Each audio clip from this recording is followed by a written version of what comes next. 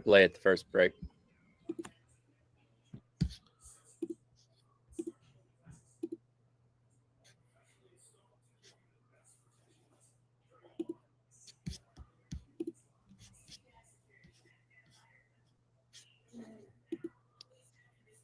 Nine o'clock on your Wednesday morning. Welcome in. It is the Extra Point. Tyler Head and Jack Veltri navigating you through the dog days of summer. Well, maybe not quite the dog days yet. We are still 81 days away from kicking things off, inching ever closer to the start of another college football season. How we doing this morning, Jack? Doing good, man. It's we are getting closer, man. Tomorrow's gonna be 80 days, and then before you know it, we're gonna be at 70 days, and then we're getting close to 50, I'm sure. So yeah, we're getting very close. Again, it's a long summer.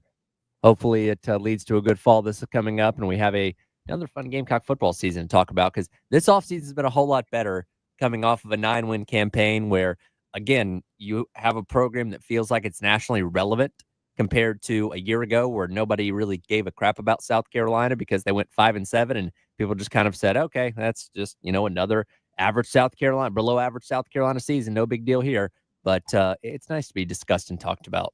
Yeah, no, South Carolina's got a lot of hype coming into the year. Like, I think this is probably going to be the most hype South Carolina's had to deal with in the Shane Beamer era, and that's a good thing because you want that they embrace it, and that's a good thing. They're going to probably be ranked nationally heading into the season for sure. I would say probably like top 15, and that's something that's definitely going to tell them that hey, people are paying attention. There is not a target on their back necessarily, but there's an expectation that South Carolina is viewed as one of those teams that can be successful in 2025, and it's on them to go out there and do it, actually. Is it more hype than they had coming into 2023, coming off the heels of the way the 22 season ended, at least? I would say so because they have two of the most exciting players in the sport with Dylan Stewart on the defensive side and then Lenore Sellers, obviously, at quarterback. It's not that you did. I mean, you obviously had that with Spencer Rattler and guys like that a few years ago, but this is like South Carolina has its guys, and these are guys of the future that are, still they're second-year starters. So this is kind of a big deal with what they have, and there's some other really good pieces around them. All good points. I did have a conversation yesterday with Michael Felder on the halftime show. Of course, as college football analyst, former player than himself, and he brought up a point of something I hadn't really thought about, that we might be overlooking a couple of opponents this upcoming season. We'll dive into that coming up in just a second, but it is time to start things off with our Sandstorm Pick-Me-Up.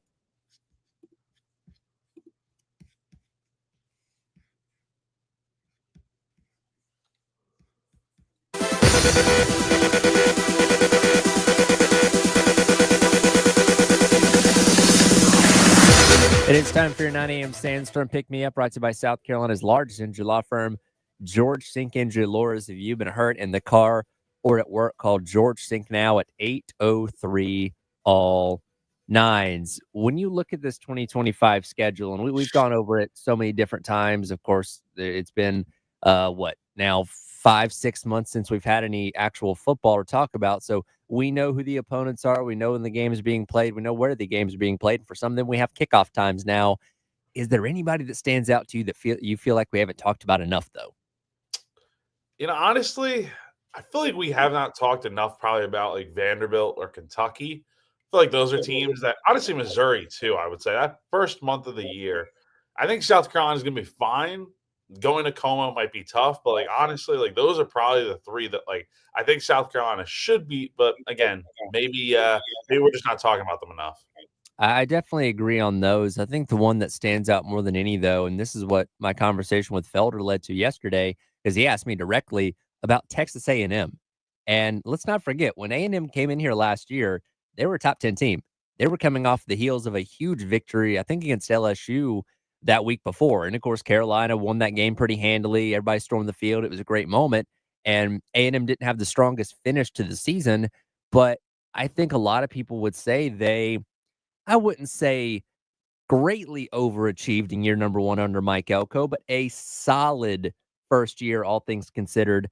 When you have a 7-0 start and find your way into the top 10. So I feel like because there's this perception of A&M, right, that they're always going to be underachievers. since they've come to the SEC, whether it's Kevin Sumlin, Jimbo Fisher, whatever, they've just never quite lived up to that billing. But if Elko can take a significant step forward in year number 2 and Marcel Reed coming into his second year as a starter, this could be a team that could give South Carolina a good deal of problems. And you have to go on the road to College Station this upcoming year. That game, I feel like, is one we haven't given a lot of love to compared to the trip to LSU, taking on Alabama here, the Clemson game, and all those other things.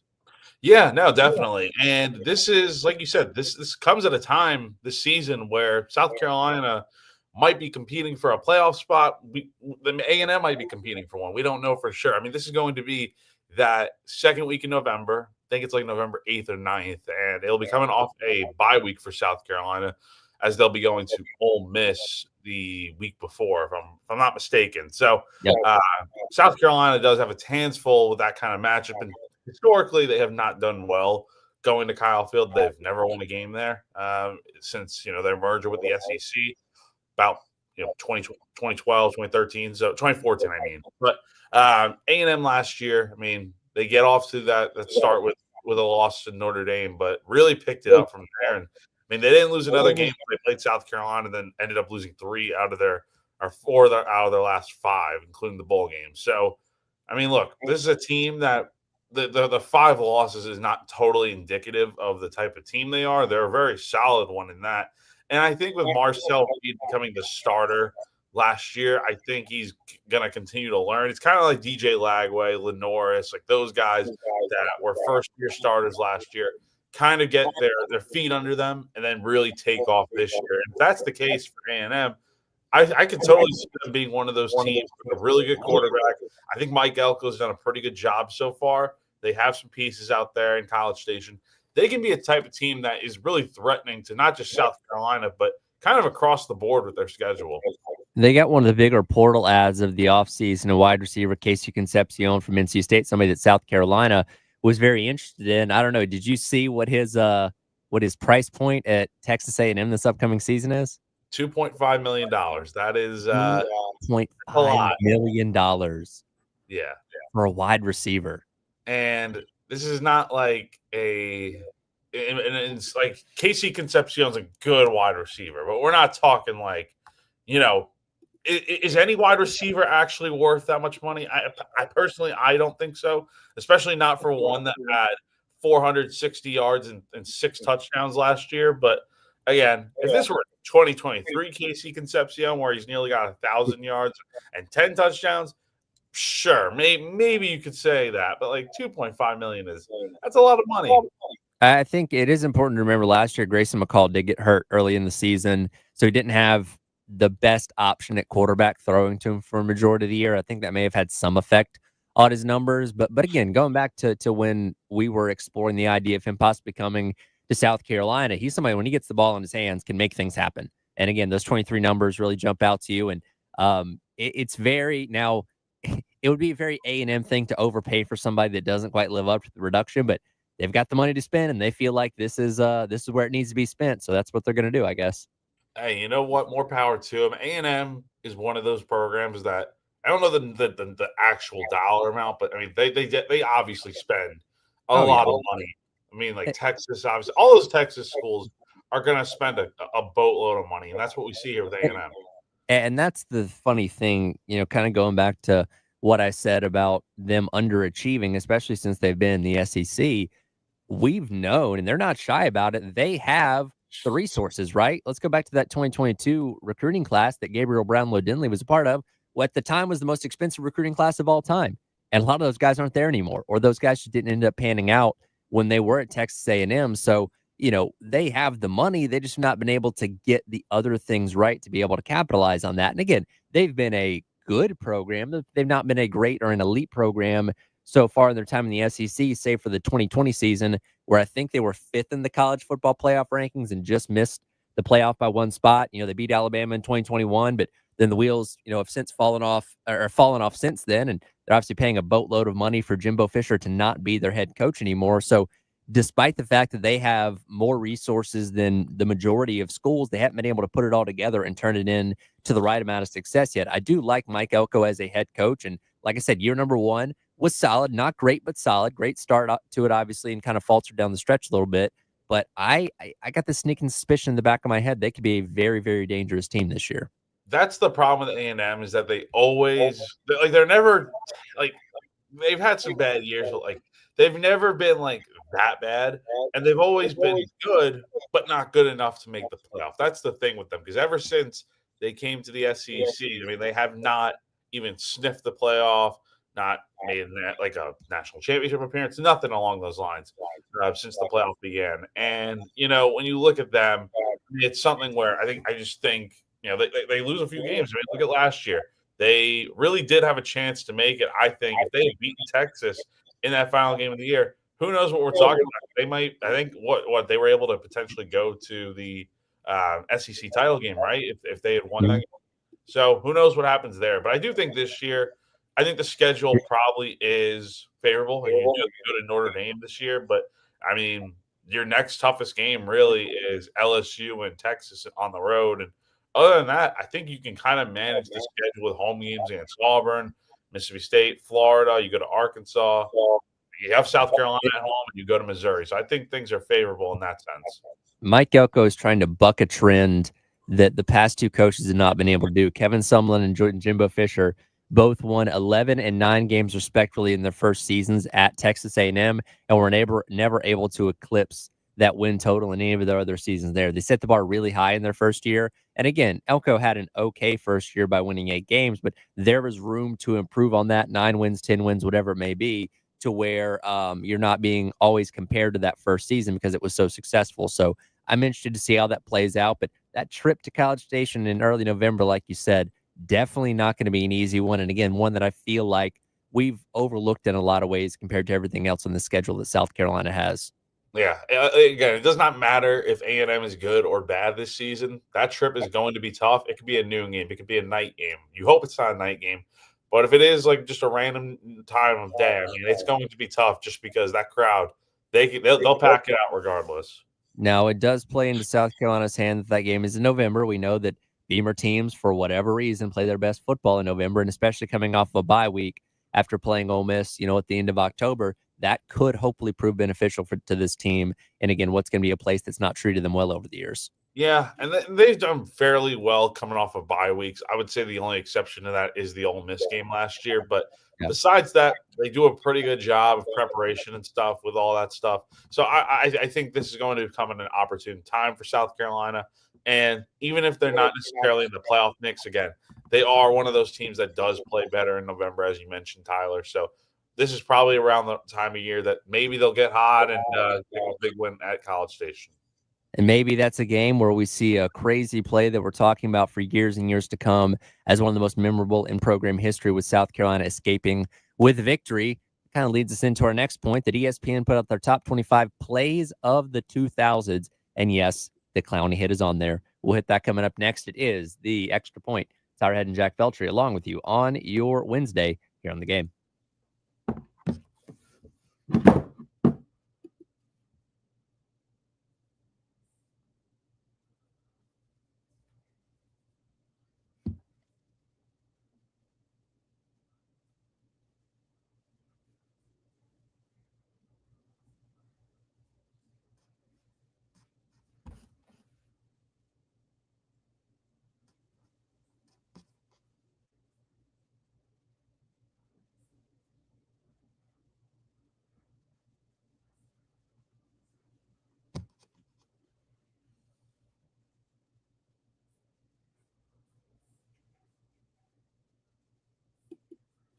Everyone knows that AAA Heating and Air has the best HVAC replacement options in the Midlands with their guaranteed financing, no payments or interest for 12 months, and a 15-year parts and labor warranty. They're hard to beat when you need a new system. But did you know they also have great deals for repairs? That's right. If your system is broken and you're strapped for cash, AAA Heating and Air can still help. They get your repairs done with payment options for up to 12 months and no credit check required. So if you're the homeowner, all you need is a valid bank account. That's it. So don't wait. Call AAA Heating and Air today and get your comfort back on track. AAA Heating and Air. Comfort you can trust.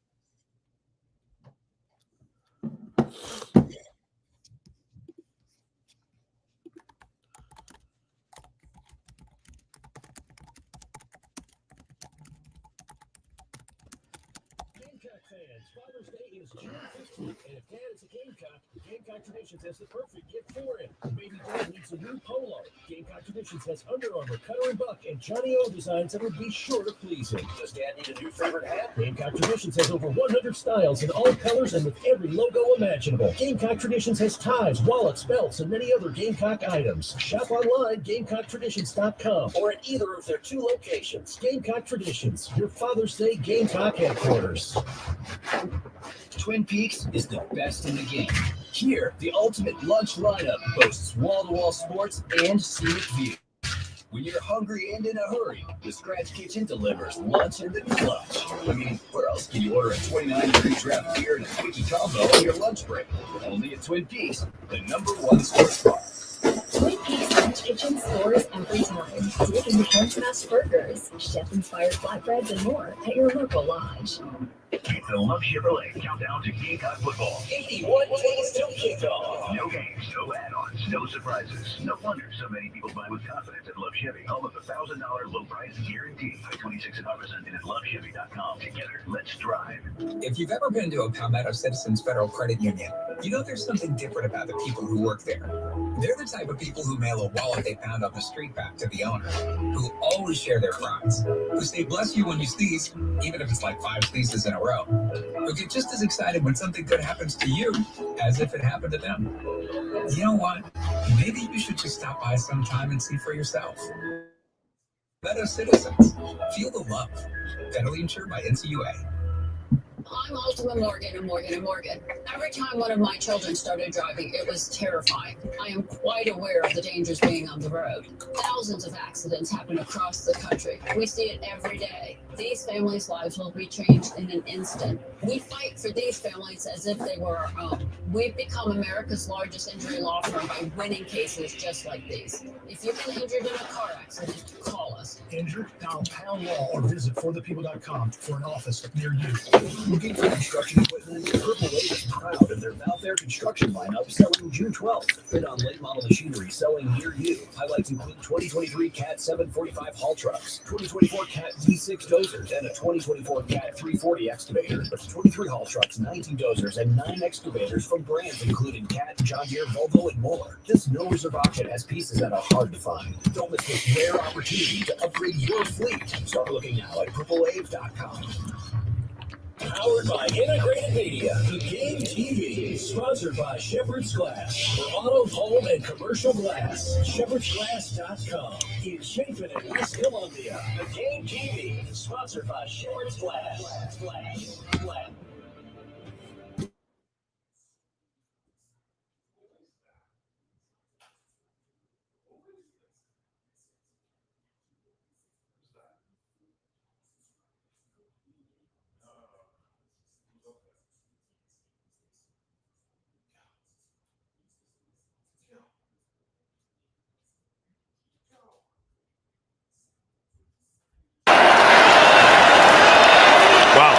Michigan at the 41. What a hit! Ball's free on the ground. South Carolina deserves to have it, and they do. Clowney just says, I'll take care of business right here. You give me this long to catch my breath, I'll come off the ball and rock you and get it right back for our offense. It's a power play off the left side, and Clowney ignites himself into the Michigan backfield.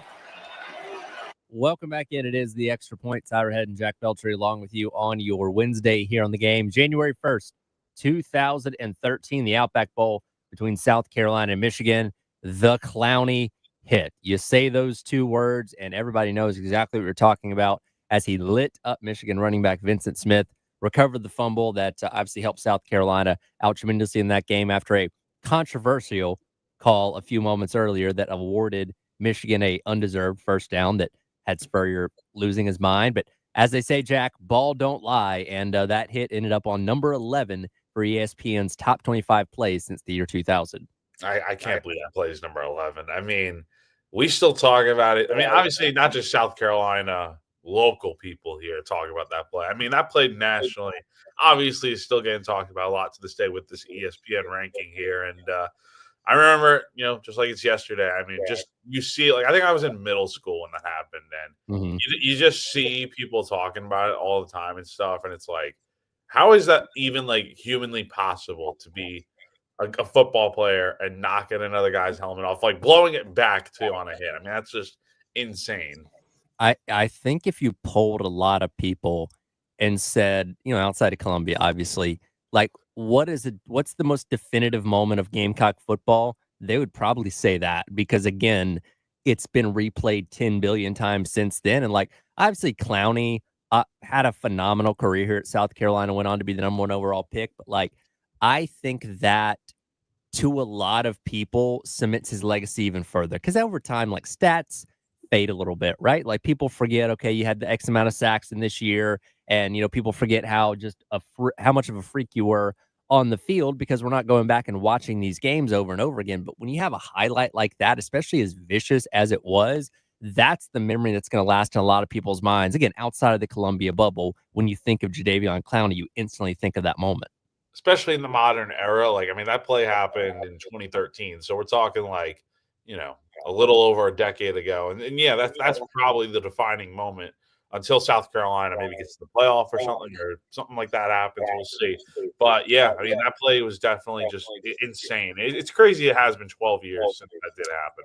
So looking at the rest of this list again, that one comes in at number 7. To no surprise, the kick 6 is at number 1. You want to talk about one of the most improbable endings to any game ever. And when you talk about, it's not just the way that it happened, but the fact that it prevented Alabama from playing for the SEC championship and later the national championship. Auburn, who had already pulled off their own miracle in the prayer of Jordan Hare a couple weeks earlier, which I'm trying to see, that's also on this list at what number was that? Number 7. So Auburn within 2 weeks has 2 of the biggest plays in the past 25 years of college football on that magical run that obviously came up short of winning the national championship, but got them there nonetheless. Oh, I mean, those weeks, those back-to-back weeks saved their season. And again, this was before Georgia got actually like Georgia pre being really good. This was under Mark Richt and stuff. So, I mean, this is a Georgia team I think was ranked 25 at the time. And they had Auburn beat. It's just Nick Marshall throws that prayer up, and I think it was Ricardo Lewis or something that caught that pass. I mean, it was just insane to think about. And then obviously the kick 6. It's funny because the kick 6, I feel like it should have never happened because, number one, I think in hindsight, Nick Saban probably looks back at that to this day, probably like, yeah, I probably shouldn't have I should have just ran out the clock because if you remember the play right before that, I think TJ Yeldon caught it was either like a run play or like a dump off pass, and he steps out of bounds with like 1 second left, and it was right, but in that hindsight, you probably just let the clock run out and go to overtime. But and have a guy kick that because the guy who was kicking there, Adam Griffin, is not their kicker all year. Cade Foster, the kicker before that, missed like 3 field goals during that game. So a very wild game with an insane finish. Yeah, absolutely. And we talk about the voodoo and magic of Jordan Hare Stadium and weird things that happen there, good teams that go in there and happen to struggle. And that's always existed. But obviously those 2 events happening as close as they did to each other, I think elevated that to another level and will always kind of be the poster child for just how crazy things can get there, no matter how good or bad Auburn is. Oh yeah, I mean that venue, it is tough to play there, and I'm surprised South Carolina has not been there in a very long time. Like, what's it been? It's like 2010. So, I mean, has it been that long? I think it has because the last few times, I mean, Auburn came here during the COVID year, I think. Yeah, and they came here the year after that when I think it was like Jason Brown who beat them or something. It was Beamer's first full year here, and I mean, going to Auburn's tough, and I'm sure I'm looking forward to the day when South Carolina eventually does have to go there because that's a venue that I definitely do want to get to in the future. I'm assuming if the scheduling works out the way we think it's going to, that'll be in the next couple of years because it's ridiculous that those teams go that long without playing each other. But regardless, again, those 2 amazing plays that we all remember vividly when they happened. Is there any other plays on this list that stand out to you as maybe one of your personal favorites? I'm kind of surprised this one is not higher, but honestly, literally right behind the hit is at number 12, Johnny Manziel against Alabama, where you have Vern Lundquist saying, "Oh my gracious!" Like that play right there I still am just shocked and bamboozled, or like befuddled that he gets out of that sack and is able to just perfectly just place that ball right over the middle of the field to a receiver who's wide open. I get that there's better plays probably, but like that one just sticks out of my head of like that's the moment like Johnny Manziel became Johnny Football. And I'm right there with you. I was a huge Johnny Manziel fan for his time in college. And he is somebody that I was, because again, that was his redshirt freshman year.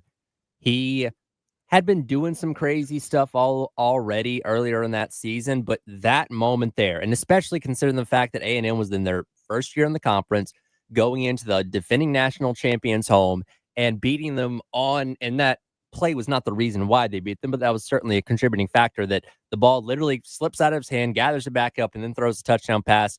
That was not to Mike Evans. That was to another receiver. Yeah, it was not to Mike Evans. That's why I refrained from saying his name because I'm like, all right, it's not Mike Evans. It's not Mike Evans. Yeah, it was a different receiver caught that ball. His name's escaping me as of right now, but that won him the Heisman Trophy. Like, let's be honest, that moment won him the Heisman Trophy going into Tuscaloosa, winning against the number one team in the country, and again, kind of starting it had already begun, but really cementing the phenomenon that was Johnny Football that led to the Heisman Trophy that obviously carried over in the next season and all that kind of stuff. And by the way, we talk about the rev sharing and NIL and all that kind of stuff. I think Johnny Manziel is one of those guys that we talk about being like, man, if NIL was around, and again, he was getting paid under the table anyway, but if NIL was around, I mean, he'd be like a $10-15 million quarterback, right? Oh, easily. Like maybe not at the beginning when he was kind of like an unknown, but like after that season, his third year at A&M, but his second year as a starter, the year they went to the Chick-fil-A Bowl or whatever it was against Duke, that year he probably would have been paid so much money, and I think he would have probably stayed at A&M too. That's my thing is that That's the money probably would have got him to come back for at least 2014, and who knows how much different history could go. Now, again, he still needed to, get his head straight and learn how to watch tape and all those kind of things. So I'm not saying his NFL career would have been better, but another year or two of Johnny Football in college, who knows what could have happened. God, it really is a shame that he only played 2 full years of college football. But I mean, he would have just. I really do wonder what the price for him would have been. Back then, right after winning the Heisman Trophy. God, just crazy to talk about. So I guess you would have been in middle if the Clowney hit happened when you were in middle school. That means Johnny Football's play would have also happened when you were in middle school. I was in high school at this point in time. Did you and your friends walk around doing the money thing like Manziel did? Because we all did that. I'm trying to think. Probably. I do remember the when he would do it and stuff. That was definitely a big thing. Man, Johnny Football was just such a different time, and the kids that did not get to witness that live back then, they really are missing out. Yeah, that legitimately one of the most polarizing figures college football's ever seen. Second, I mean, it's hard to argue anybody that is more polarized than that from a personality and play standpoint. Like there are plenty of great players, but the personality off the field too, and who he was, that's hard to beat. And that documentary that came out, I think last year, I mean, it just changed. It gives a lot more perspective to what really went on with Johnny Football because that phenomenon was. I don't think we'll see much like that moving forward. Yeah, well deserved to be on that list of 25 greatest plays since the year 2000. And I don't know, hopefully we can get some great plays this year from South Carolina that can find their way on this list in 2050 or something like that. Yeah, that's what you hope. We'll see. Oh, some changes coming to college basketball. We'll discuss that coming up next, including how to improve the flow of the game and something that might be coming down the line that I'm very much in favor of. That's coming up next. It is the Extra Point, Tyler Head and Jack Beltry, along with you on your Wednesday on the game.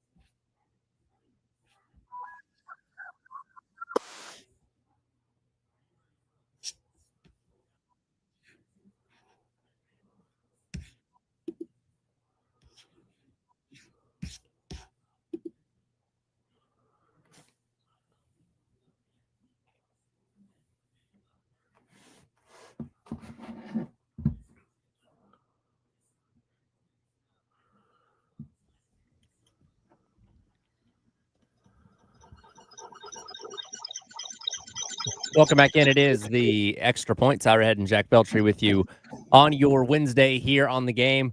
I know we're obviously looking forward to football season, but never a bad time to throw in some men's basketball news as well. Jack, I'm always a proponent of speeding up pace of play, especially when it comes to sports like basketball. And sometimes you're there, either over at Colonial Life Arena or traveling with some of these teams or traveling with the team to away games. Sometimes these games take forever. So if you can do something that can theoretically speed up the pace of play for men's basketball, I'm here for it. Oh, you have to. I mean, you get games where you have a million reviews, a lot of turnovers, just things that prolong it to where we're talking about a game that there was a game this year for South Carolina that was just it felt like 3 hours long. Like that's not normal for a college basketball game with the amount of fouls being called and stuff. Yep. So anything you can do to slow the or pick up the pace of these games, I'm all here for it. You get into those last couple minutes, obviously depending on the score, you have all the fouls, and then the officials feel the need to go to the scorer's table to look at every out of bounds play and all that kind of stuff, make sure they get it right, and that drags the game on and on and on and on and on. Well, that's going to look a little bit different this upcoming season because the rules panel for the NCAA has approved a coach's challenge. At any point in the game, coaches can challenge out of bounds calls, basket interference and goaltending, and whether a secondary defender was in a restricted area. They must have at least one timeout in order to do this. And now officials cannot review out of bounds calls unless challenged by one of the coaches. I like it. This is going to help speed up everything tremendously. And it also gives the coaches opportunities to, make challenges on plays that they feel like were the wrong call. And I like that.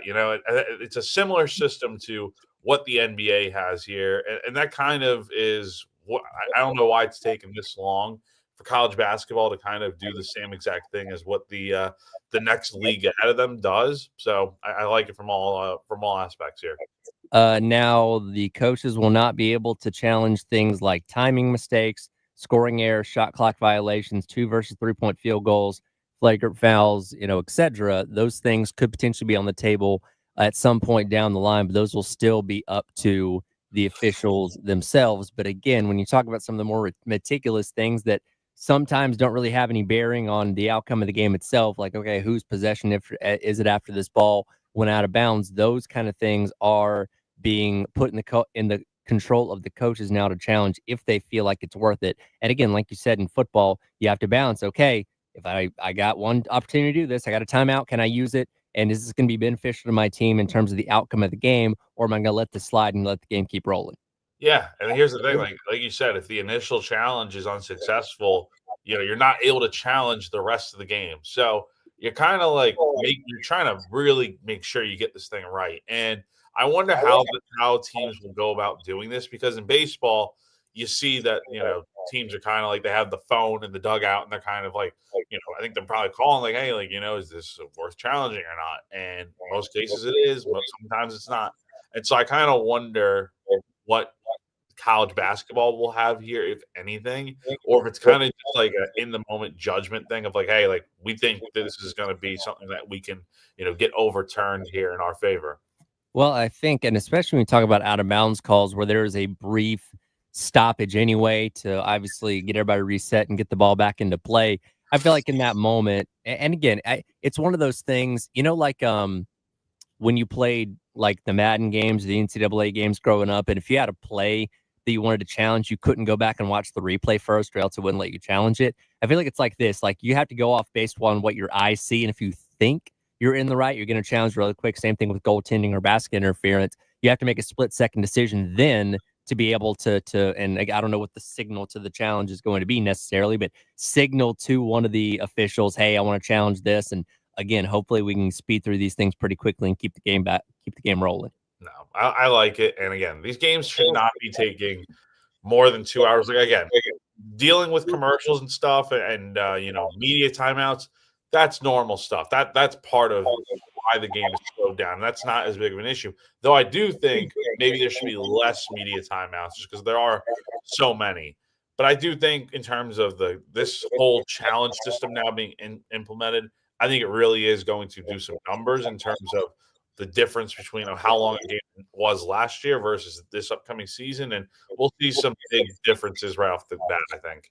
By the way, yeah, on the table right now, there's positive momentum for moving from halves to quarters, not this upcoming season, but possibly in the next year or so. And this is something that I've advocated for a very long time. You watch women's college basketball, and I think they do have maybe one or two less media stoppages, but I feel like their games flow a whole lot better. You can obviously reset the fouls as well. And again, men's college basketball is the only level of basketball that I'm aware of that does not use a quarter system and instead uses two halves. I've always thought it's so strange that that's the case. Like, ever since I've started covering college basketball, I've always just been kind of perplexed by that. And I think it's something that you see the women's side, they don't do the halves anymore. They do the quarters. They've been doing it for years now. I mean, I think that's such a system that works. And if you want to make it 10-minute quarters to kind of fit the 40-minute slot that you had for games anyway, sure, by all means. I think it also maybe also from a TV perspective, maybe it allows for more media timeouts and end of quarter breaks and stuff where you can get those 2 minutes of commercials and stuff. I'm not sure why this hasn't happened, but I think it's something that definitely I'm glad it's on the table because it's something that should happen for sure, at least from my standpoint, and probably yours too, Tyler, over the next week or two here. Because I'm thinking in basketball, you have an under six or men's basketball, you have an under 16, an under 12, an under 8, and an under 4. So that's 4 breaks within the half itself. I believe in women's, you have 1 break in the middle of each quarter. Then obviously you have the one at the end of each quarter. So I think maybe men's has like 1 more, maybe that I don't know. Maybe you extend the time on the quarter breaks by a minute or two to kind of balance that out. And that's what the hang up of this is, of course, TV partners and all that kind of stuff, making sure they're getting their full allotment of commercials because on average, more people watch men's basketball than women's basketball. So you want to be, so they're trying to make sure they get their money's worth out of it. But again, I've always been an advocate because I feel like the game flows a whole lot better. And I wish men's basketball would come to this decision, hopefully in the next couple of years. Yeah, I mean I think that in itself is going to help a lot if they can get that. But again, it still needs to be approved and stuff, and it's something that should be approved. But again, we just don't know for sure what the case will be with that, or essentially what the timetable of that looks like right now. A couple other things for this upcoming season: the officials have an option to call a flagrant 1 foul when a player is contacted in the groin area. A flagrant 1 foul results in 2 free throws. See, previous officials only called a common foul or deemed a flagrant 2 foul in which a player receives an ejection. So you have an opportunity to make it only a flagrant 1 this year. Player uses the rim to gain an advantage. It'll be called a basket interference violation. And if one of the shot clocks becomes inoperable, the shot clock on the other basket will remain on. Previously, both shot clocks will be shut off until both are operable. So not really anything crazy right there. But again, the coach's challenge, the kind of the new thing that I'm interested in. I'm interested in looking forward to seeing how coaches use it. And again, hopefully improves the pace of play for men's basketball this year. Yeah, no, I'll be interested to see just how much time is actually cut off from games here because of this stuff. And it's something that I think is going to be really good for the sport. And again, it just slowing the game down, how often that happens, it's just a lot. And so for this to kind of help out with that, I think it's going to be really huge. And we're not, this is unlike college football where they went to the running clock after first downs, where you were actually taking plays away from the game. You're not getting any less basketball out of this. You're just cutting down on the dead time between or during stoppages with all these reviews and all this kind of stuff that, again, have really run rampant in the sport these past handful of years. Absolutely. I mean, a game that starts at 7 o'clock, there's no reason why it shouldn't be over until 9 o'clock. I mean, that's just, it's simple. Keep it to 2 hours if you can. And yeah, I think that's a big deal right there. I'm all for it. We'll come back. We'll wrap up hour number 1. I have a start bench cut for some pretty significant movies that have come out on this day for Jack to hit coming up next. It is The Extra Point. Tyler Head and Jack Beltry on your Wednesday here on The Game.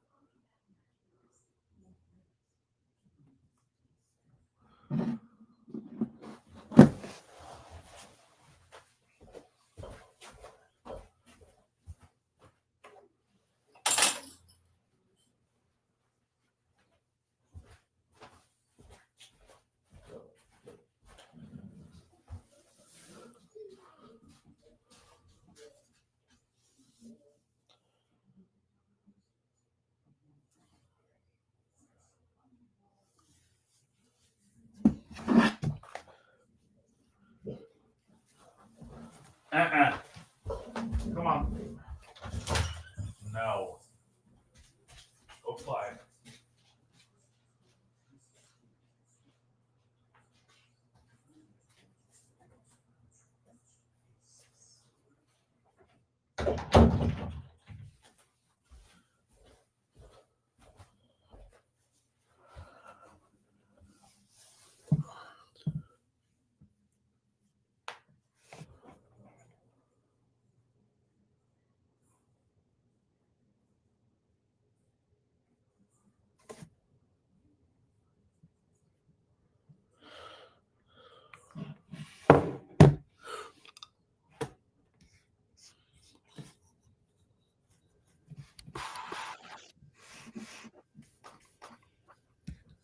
Welcome back in. Extra Point. Tyler Head and Jack Belcher wrapping up hour number 1 on your Wednesday here on the game.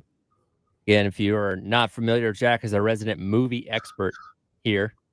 If you follow him on Twitter, you can get his periodic movie reviews after he goes and sees something.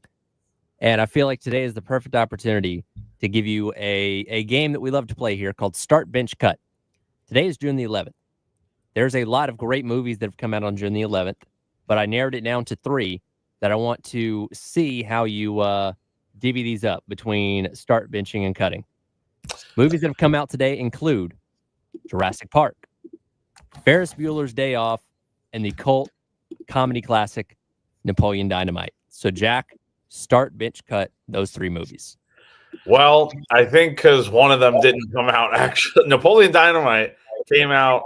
I've gotten some conflicting release dates. Like I see on Rotten Tomatoes, Napoleon Dynamite came out January 17th, 2004. That was the Sundance release. It officially released in America for all theaters on June the 11th. Okay, cool. I was just making sure that. So that's what I'm going off. The day that it hit theaters like nationwide is the day I'm going off of. Okay, awesome. Yeah, because I see for the other films here, it does say June 11th. So good on you for doing that, man. Nice narrowing down. I think this is pretty simple for me. And again, maybe people feel otherwise. That's why everyone's entitled to their own opinion. I'm cutting Napoleon Dynamite. I know. Oh, really? Okay. I know.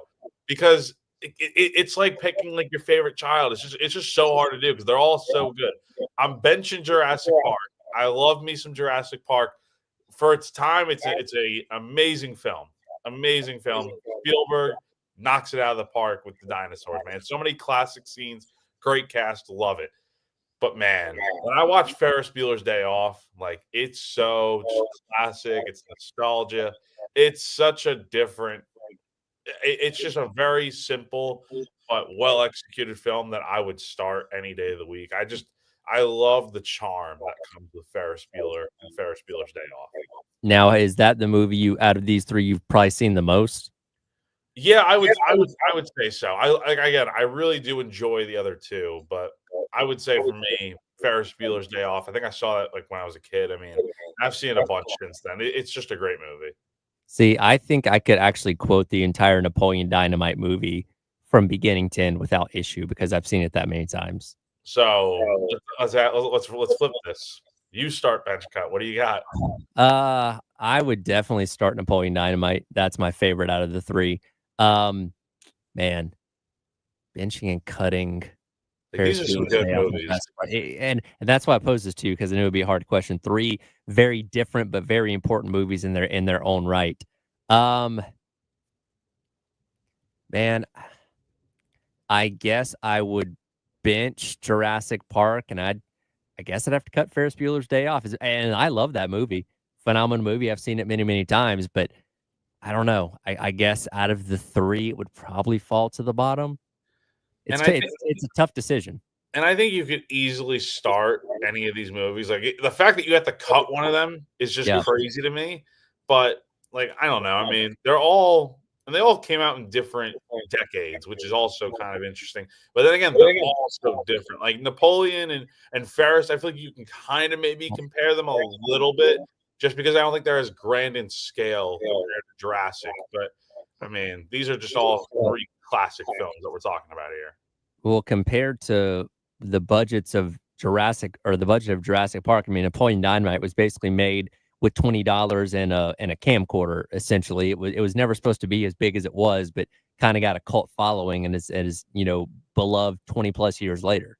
Oh yeah, I mean, you talk about the set pieces for Ferris Bueller. I mean, you're going into Chicago and stuff, and then Jurassic. Obviously, you have the dinosaurs and all that. So it's definitely they're all very good movies, and definitely stuff that you would not see. I don't think now.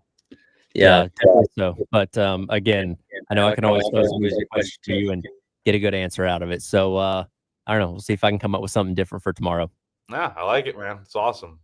I'll do it for hour number 1 of the Extra Point. Coming up next in hour number 2, 3 statistics that I feel like will, if they come to fruition, will mean a great season for the Gamecocks. That's coming up next on the Extra Point here in the game.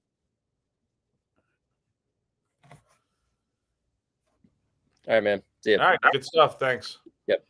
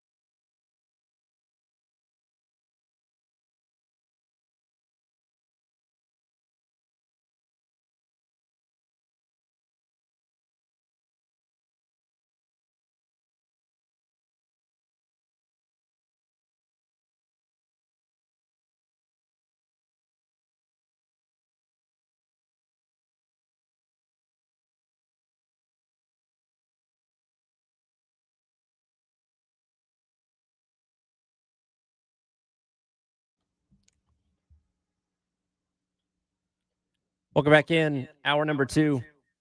Tyler Head along with you here on your Wednesday on the game. Extra point.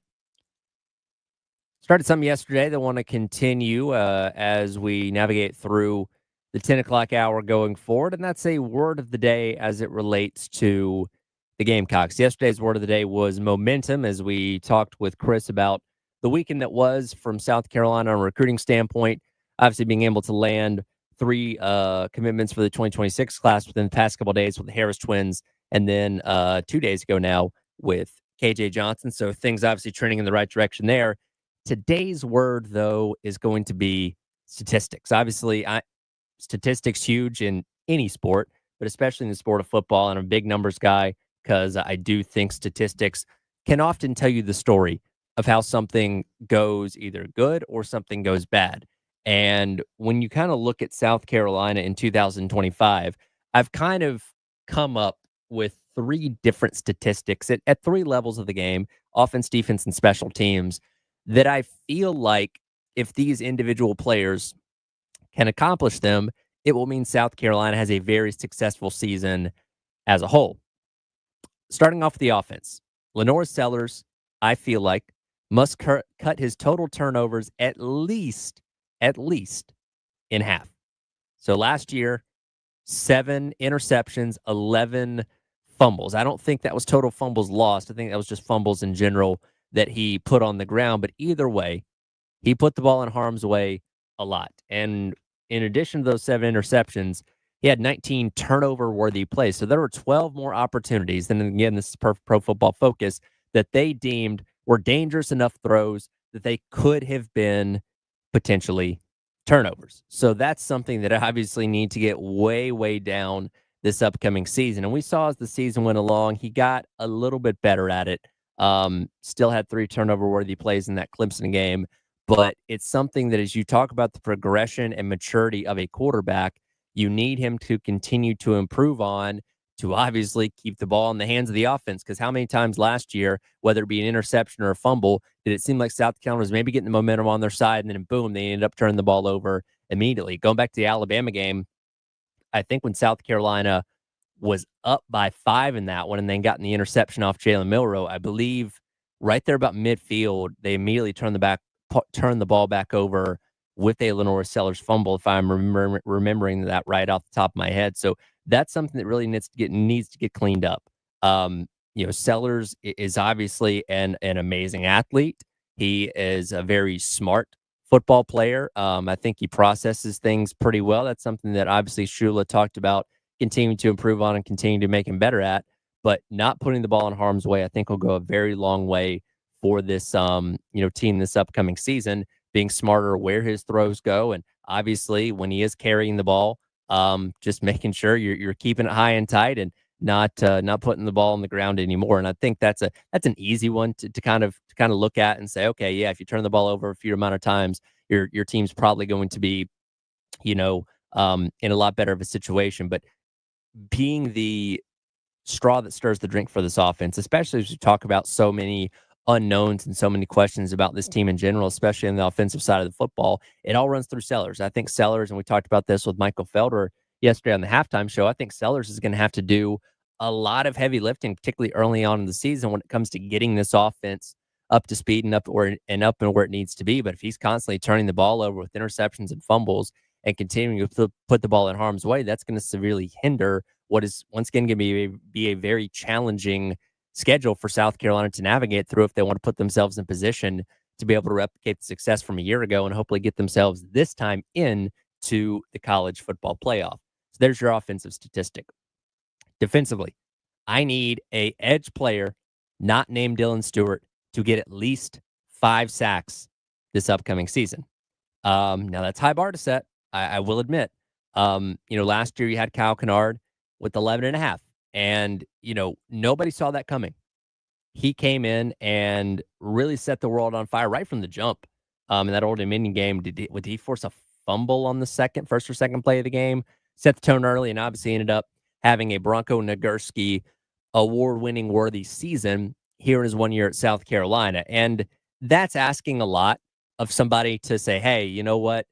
Desmond Zulu or Brian Thomas Jr. go out there and do exactly what Kyle Kennard did last season. I'm not necessarily saying somebody has to go out there and do that necessarily, but somebody does have to have a similar type of effect on the game that Kyle Kennard had a season ago to allow Dylan Stewart to go out there and wreak havoc on the other side. Now, Brian Thomas Jr. did have 4.5 sacks last year, so he's a very viable candidate to potentially do this. And I am limiting this down to the edge spot. You did have some sacks from the interior of the defensive line with guys like TJ Sanders, Tonka Hemingway, Ben Martin Scott, Demetrius Knight got a couple from that linebacker spot, but specifically thinking about edge rushers, one on one end, one on the other. Whoever that guy is on the other side of Dylan Stewart, and again, name your player.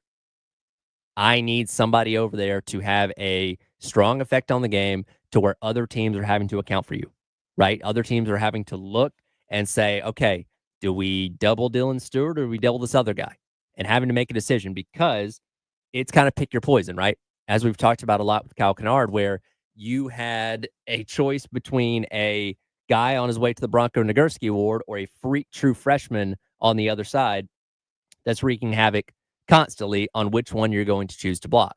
And there was never a right choice because you were allowing more free reign for the other guy to break through. Now, again, Dylan Stewart was still able to get through some crazy double teams last year and still affect the quarterback, get sacks, pressures, hits, all those kind of things. But if you have somebody on the other side of the defensive line that can garner a little bit more attention and maybe take a guy away from Dylan Stewart, that's going to allow him to be even more successful. And again, I'm not saying somebody has to go out there and exactly replicate what Kyle Kennard did a season ago. I do think a combination of a couple of guys having that kind of success can accomplish the same thing, right? And again, maybe it is a combination of Brian Thomas Jr. and Desmond Zulu or something to that effect.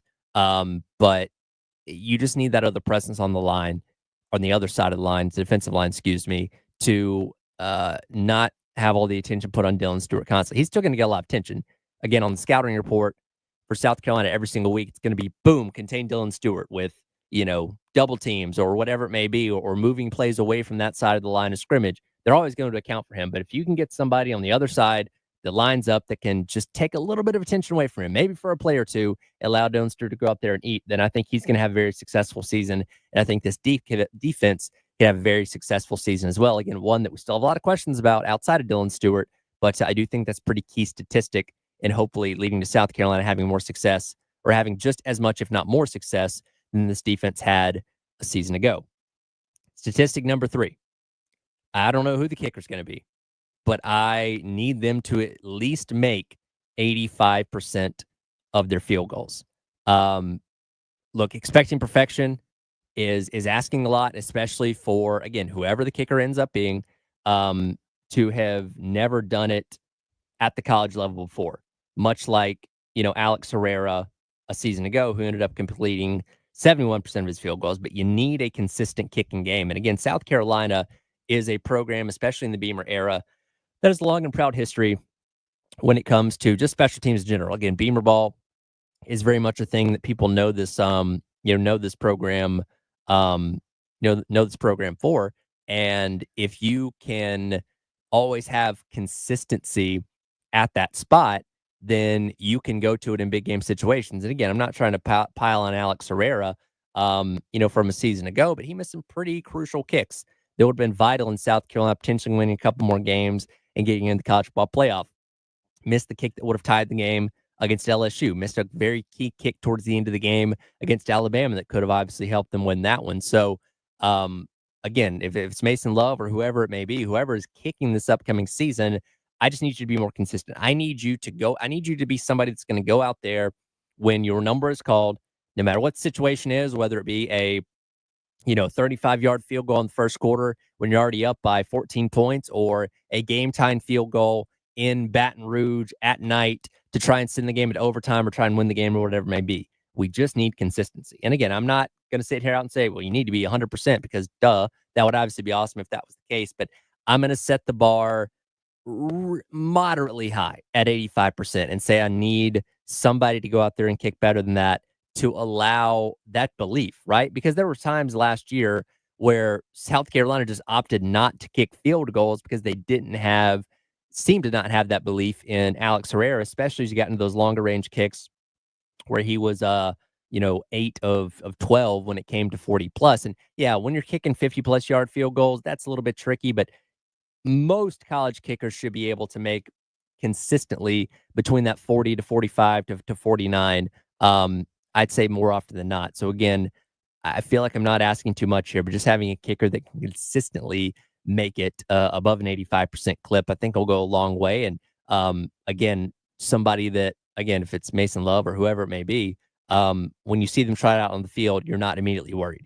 You're saying, okay, this is a guy that I know can make this kick in whatever situation it is to help South Carolina win the game or extend a game or grow the lead or chip into a lead or whatever it may be. Because again, that's the standard. And South Carolina got spoiled so much with Mitch Jeter the prior couple of years where in a lot of ways he was automatic and he had that perfect season a couple of years ago. And then you go to Herrera last year where again, when you go out there, it's like, okay, what's going to happen here? Don't really know. And again, only made 15 of his 21 field goals, which was 71% on a year ago. And to be a contender in the SEC, especially for what could be some very tight games. And again, when you have a defense that you don't know everything about that could be giving up some points, especially early on in the season. You're going to need every point that you can offensively and through special teams to make sure you're competitive and make sure you're staying in these games. So again, whoever your kicker is, I need you to be at the very least, if you be 100%, that's phenomenal. And again, nobody's going to complain about that. But get me better than 85%. I feel like is a reasonable bar to set when it comes to expectations for your kicker for the upcoming season. So again, offense, defense, special team, just a couple statistics I was kicking around yesterday that I feel like if all these individuals can accomplish them, again, Sellers at least cutting his turnovers in half. Again, you'd like to see them go down to 0, but it's hard to expect any quarterback to be perfect, especially over the course of the entire season. Having somebody not named Dylan Stewart get at least 5 sacks on the year, and then whoever the kicker is, make at least 85% of your field goals, and preferably make a lot of field goals when it comes to those longer range ones. They're a little bit trickier and a little bit tougher. South Carolina can do all those things this year. Again, whoever those individuals are, I feel like that can lead to a successful season. And hopefully, we're talking about them actually making it in to the college football playoff this upcoming year instead of just being on the outside looking in like they were a year ago. Tonight is game number 3 of the NBA Finals. A lot of controversy going on in terms of how the ESPN has covered the finals so far. But Monty Jones, speaking on his own podcast the other day, shared his thoughts on that, which I want to dive into coming up next as the Extra Point rolls along. Tyler Head along with you on your Wednesday here on The Game.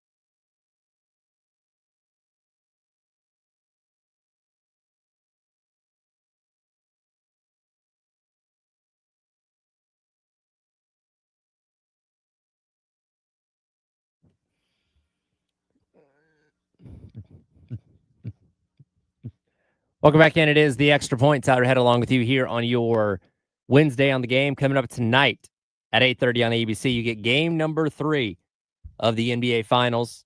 This time back in Indianapolis as the Pacers look to try and get up 2-1 on the Thunder after stealing game number 1 of the series. And Thunder looking to roll the momentum from game number 2 into another victory and what people expect to be a probably 5 to 6-ish game series that the Thunder, being just kind of the overall better team, will probably end up winning. But if you've been watching the NBA Finals up to this point so far, you may not have felt like it's really felt like the NBA Finals, that he just has kind of lacked that aura that maybe finals of years past have had. And you wouldn't be alone in that complaint. A lot of people talking about this over the past couple of days, and Bomani Jones being one of them on his podcast, former ESPN personality himself, on his podcast, really kind of went in and gave his thoughts on why the ESPN's coverage of the NBA Finals has been lacking so far this year. One of my chief criticisms of ESPN's coverage of the NBA is that they treat the NBA like the NFL. You can't cover it the same way. People don't want the breakdowns of strategic minutia in basketball the way that they want them in football, right? Basketball's a little more loosey-goosey. It's a little bit more free. That's how people more likely want to talk about it. You can't do quick bullet point discussions in the way that ESPN does. But what's so interesting about that to me is the part that you can treat like football is making the games feel like big deals. And that's the part that they don't do. That's the part that the league does not do. So when you come out here and you don't have any signage on the court to indicate that it's the NBA Finals, it already looks like an AAU tournament with the coaches wearing quarter zips and anybody wearing any old jersey that was clean. You can't tell who the home team was just by looking on the floor. You got to make this feel like something. And the part that people mess up on, and I think that this is somewhat part and parcel with the issue that we're discussing here. You'll hear people make the point when talking about sports that it's entertainment. And that is not true. Sports is entertaining, but it is far more significant to people than entertainment. Okay. Yeah, there's an occasional movie franchise that gets people lining up at night and they talk about it for days or whatever it is, and But movies don't mean to people with sports. Doesn't stick with people. It doesn't stick. It doesn't mean the same thing to people. It doesn't pass down through families in that way. It doesn't transcend generations in that way. Sports are entertaining, not entertainment. Because the problem is, if you treat sports like entertainment, then sports get treated like the rest of entertainment gets treated right now, which is something that is not intended to be excellent, something that is not intended to be momentous, something that is not intended to be monumental, but simply something intended to occupy your time and attention. We're obviously talking about the end of the NBA season, the one where you're crowning an overall champion that is going to be remembered for history for whatever reason.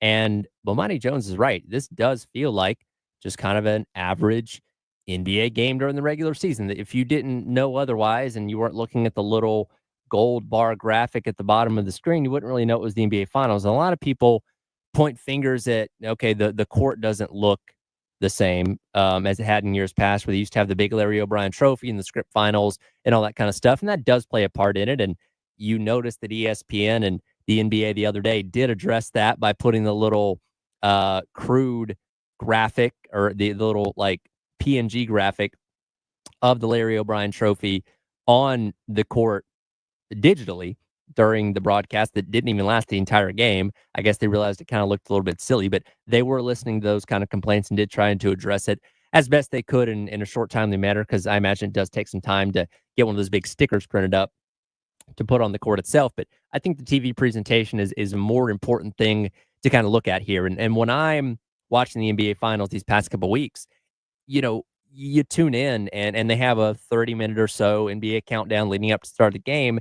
And it is, Stephen A. Smith, Kendrick Perkins, and a couple other people. I can't remember who all was on there, but it very much follows that same model of their daily talk shows, which is not necessarily breaking down the specifics of the game itself, but talking about, just kind of the overarching topics that I don't feel like necessarily hype you up for the game itself as much as it should, as opposed to, and I know Bomani Jones said that The statistical breakdowns and stuff like that don't quite go over the same way in the NBA as they do in sports like the NFL. But I feel like in a pregame show leading up to it, those are the kind of times where you do need those specific statistics to kind of paint the picture of what you're looking out for in those games. And unfortunately, I don't feel like the NBA Countdown Show does a really good job of captivating leading up to the game itself starting. And when the game does start, again, I just feel like, and this, you can go with graphics, you can go with sound, you can go with camera shots, all those kind of things to kind of differentiate itself from any other game during the season, which it doesn't really do. If you watch the Super Bowl, it feels different than an NBA game, than a regular season NFL game because of the way that they present it. If you watch the college football national championship, it feels different than a regular season or even another postseason college football playoff game because the way it's presented and the constant feel of prestige that comes through the camera or comes through your TV while you're watching the broadcast. Same thing with the World Series or the March Madness national, basketball national championship. It just has a different layer to it that, and I'm trying to, I can't necessarily diagnose exactly what would be the fix here, but it's just something that the NBA and ESPN are doing that's lacking in terms of making this feel like a bigger deal or making this feel like as big of a deal as it is. And I do think commentary goes a long way with this. For the longest time, when you watch the NBA Finals on ABC, you had a consistent group of people calling the games. Mark Jackson, Jeff Van Gundy did it for a number of years. Mike Breen, as the play-by-play commentator there, which is obviously still the case. But you've moved to Doris Burke, and this year Richard Jefferson. Last year it was JJ Redick. Before he obviously went and took the the Lakers job, and they're all fine in their own right. But again, it doesn't feel like the NBA Finals because again, I think we've gotten used to hearing Van Gundy and Jackson and guys like that just have an association with the end of the season that unfortunately I feel like Doris Burke and Richard Jackson don't quite have. And it takes a lot of time to develop those kind of things. I know I saw ESPN is looking at moving on from Doris Burke. So you're talking about resetting that once again coming up, next year for whoever could possibly fill that spot. But it takes so long to build up that reputation and that feel for being a broadcaster for something like the the NBA Finals. I think when you watch like the college football national championship, guess what? It's always Chris Fowler and Kirk Herbstreit. They've been doing this for years and years and years, and that's the broadcast team that you associate more with the national championship game. If you suddenly switched it up next year and went with, I don't know, I'm trying to think here, Steve Levy and Robert Griffin Jr., it wouldn't quite feel the same because you don't have the ties to those broadcasters being a part of the NBA Finals. Again, Mike Breen's still doing the play-by-play, but again, when you don't have the same cast of characters around him offering the insight that the ones in years past have, it is going to feel a little bit different. And again, there's nothing that I don't think they can fix in this short term of the how many other extra games we have the NBA Finals coming up with game number 3. But I do hope it's something they assess in the offseason to make next year feel a little bit bigger and a little bit better. Because again, when you look at the NBA regular season tournament, talked about this with Sam and Jalen the other day, it does have that air presentation. It does have that feel for whatever reason of being bigger than other regular season games taking place. And you shouldn't have that feel for your in-season tournament and not have that feel for the NBA Finals. So again, if you feel like you've been watching something that's liked a little bit of Ori, you're not alone in that regard. That's been a common refrain. There's articles out there about it. Hear Bomani Jones talking about it and all those kind of things that, again, I hope the NBA and ESPN and ABC and all the companies involved, people involved can kind of nail down, before next year's finals roll around. But because it is unfortunate because it feels like a bit of a whimper. And maybe if all the games were crazy and close, that would add something to it. And again, you had the crazy comeback the other night, with the Pacers winning game number 1, but the majority of that game was controlled by the Thunder until the Pacers came storming back. And again, the Thunder controlled pretty much everything in the game the other night to win game number 2. So maybe if you have a little bit of a closer series throughout the course of the 48 minutes, maybe that offers a little bit of a different feel. But that's, again, where your broadcast should be able to fill in those gaps. Even when the game is not tight and crazy and going back and forth, you should still be able to have that feel of this is still bigger than everything else. That unfortunately, I feel like the broadcast on ABC, ESPN, whatever you want to call it, has just not quite had this year. So again, hoping that can be improved. And I don't know. We'll see what happens in the rest of the series, and if we can get some good games out of it that maybe change the perception a little bit. But again, game number 3 coming up tonight on ABC between the Pacers and the Thunder, that game being in Indianapolis this time, as the Pacers try and get some games at home before letting the Oklahoma City get too far away from them. It is Wednesday, and every Wednesday we talk with Jen Jensen from the early game about the latest going on in the world of NASCAR. That's coming up next as the Extra Point rolls along. Tyler Head along with you on your Wednesday here on The Game.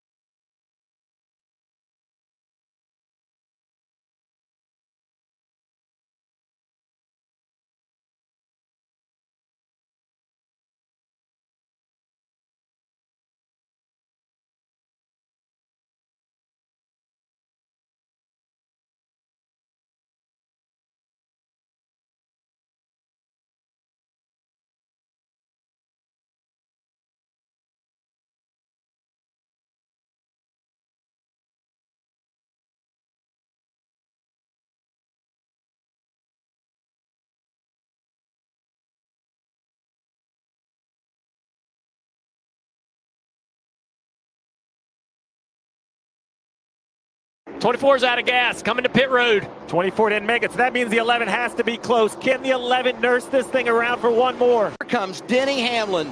Third win of the year, going to come at Michigan. Number 11 delivers. Welcome back in. It is the Extra Point. Tyler Head along with you here on your Wednesday on the game. It is time to talk some racing with Jen Jensen from the early game, and also time to hit Who Sprung a Leak, brought to you by our friends over at American Leak Detection. And Jen, I can't think of a better candidate than the 77 car of Carson Hocevar, who with about 20 laps to go while leading, quite literally sprung a leak with a flat tire, giving up an opportunity to win his first career race at his home track nonetheless, giving way for William Byron and Denny Hamlin to battle it out till the end. Heartbreaking. Led 32 laps in that final stage and couldn't get it to happen. And I'm sure as being a younger guy and, still needing some more experience and whatever, probably leaned a little extra hard on his tires, and that kind of wiped him down a little bit. But yeah, how sad for him. I was really kind of excited that he might get this pulled off. And we'll get back to him more in just a second, but you did hear there Denny Hamlin obviously winning his third race of the year and winning races so far this year in kind of un-Hamlin-like ways. Now, again, he dominated at Martinsville, but Darlington got out on a late pit stop, won the race there, another race that William Byron dominated, and then obviously saved his fuel better than anyone and pounced right there at the very end, getting past Byron with only a handful of laps to go. Like, we're not seeing Denny Hamlin dominate necessarily, but putting himself in position time and time again to capitalize and get these wins, which, hey, there's a reason he's legitimately one of the, if not the best drivers still racing today. Still chasing that first championship, but maybe well on his way to doing that this year. Yeah, 41 isn't necessarily old, and he's definitely proving that as far as strategies. And again, he's got a lot of tools in the toolbox that he knows how to use, and I think that's really been helping him this year to get that third one. And for all the races that Denny Hamlin, again, has been putting himself in position to win that maybe otherwise he probably shouldn't have, William Byron could easily have 3, 4, 5, maybe 6 wins so far this year. As once again dominated on Sunday, leading nearly half the laps, but coming up short. Same story from Charlotte a couple weeks ago, where he ended up second there. Darlington, that other race that Denny Hamlin won, led almost all the laps there en route to a second-place finish. So this team's fast. They're leading laps, but outside of the Daytona 500, they've not been able to close the deal this season. No, it's been really frustrating, and it just kind of makes you wonder what is happening. Is it just a string of bad luck right now? Because they have certainly put themselves in good positions. But I think anytime you get into a situation where you're about to finish a race and you've been dominant, I struggle with that whole fuel strategy thing where you're basically running and hoping that a caution comes, because otherwise you're going to run out of fuel. I think the strategies there just need to be reworked a little bit, because again, how many times is he going to put himself in a good situation only to come up short and end up like 28?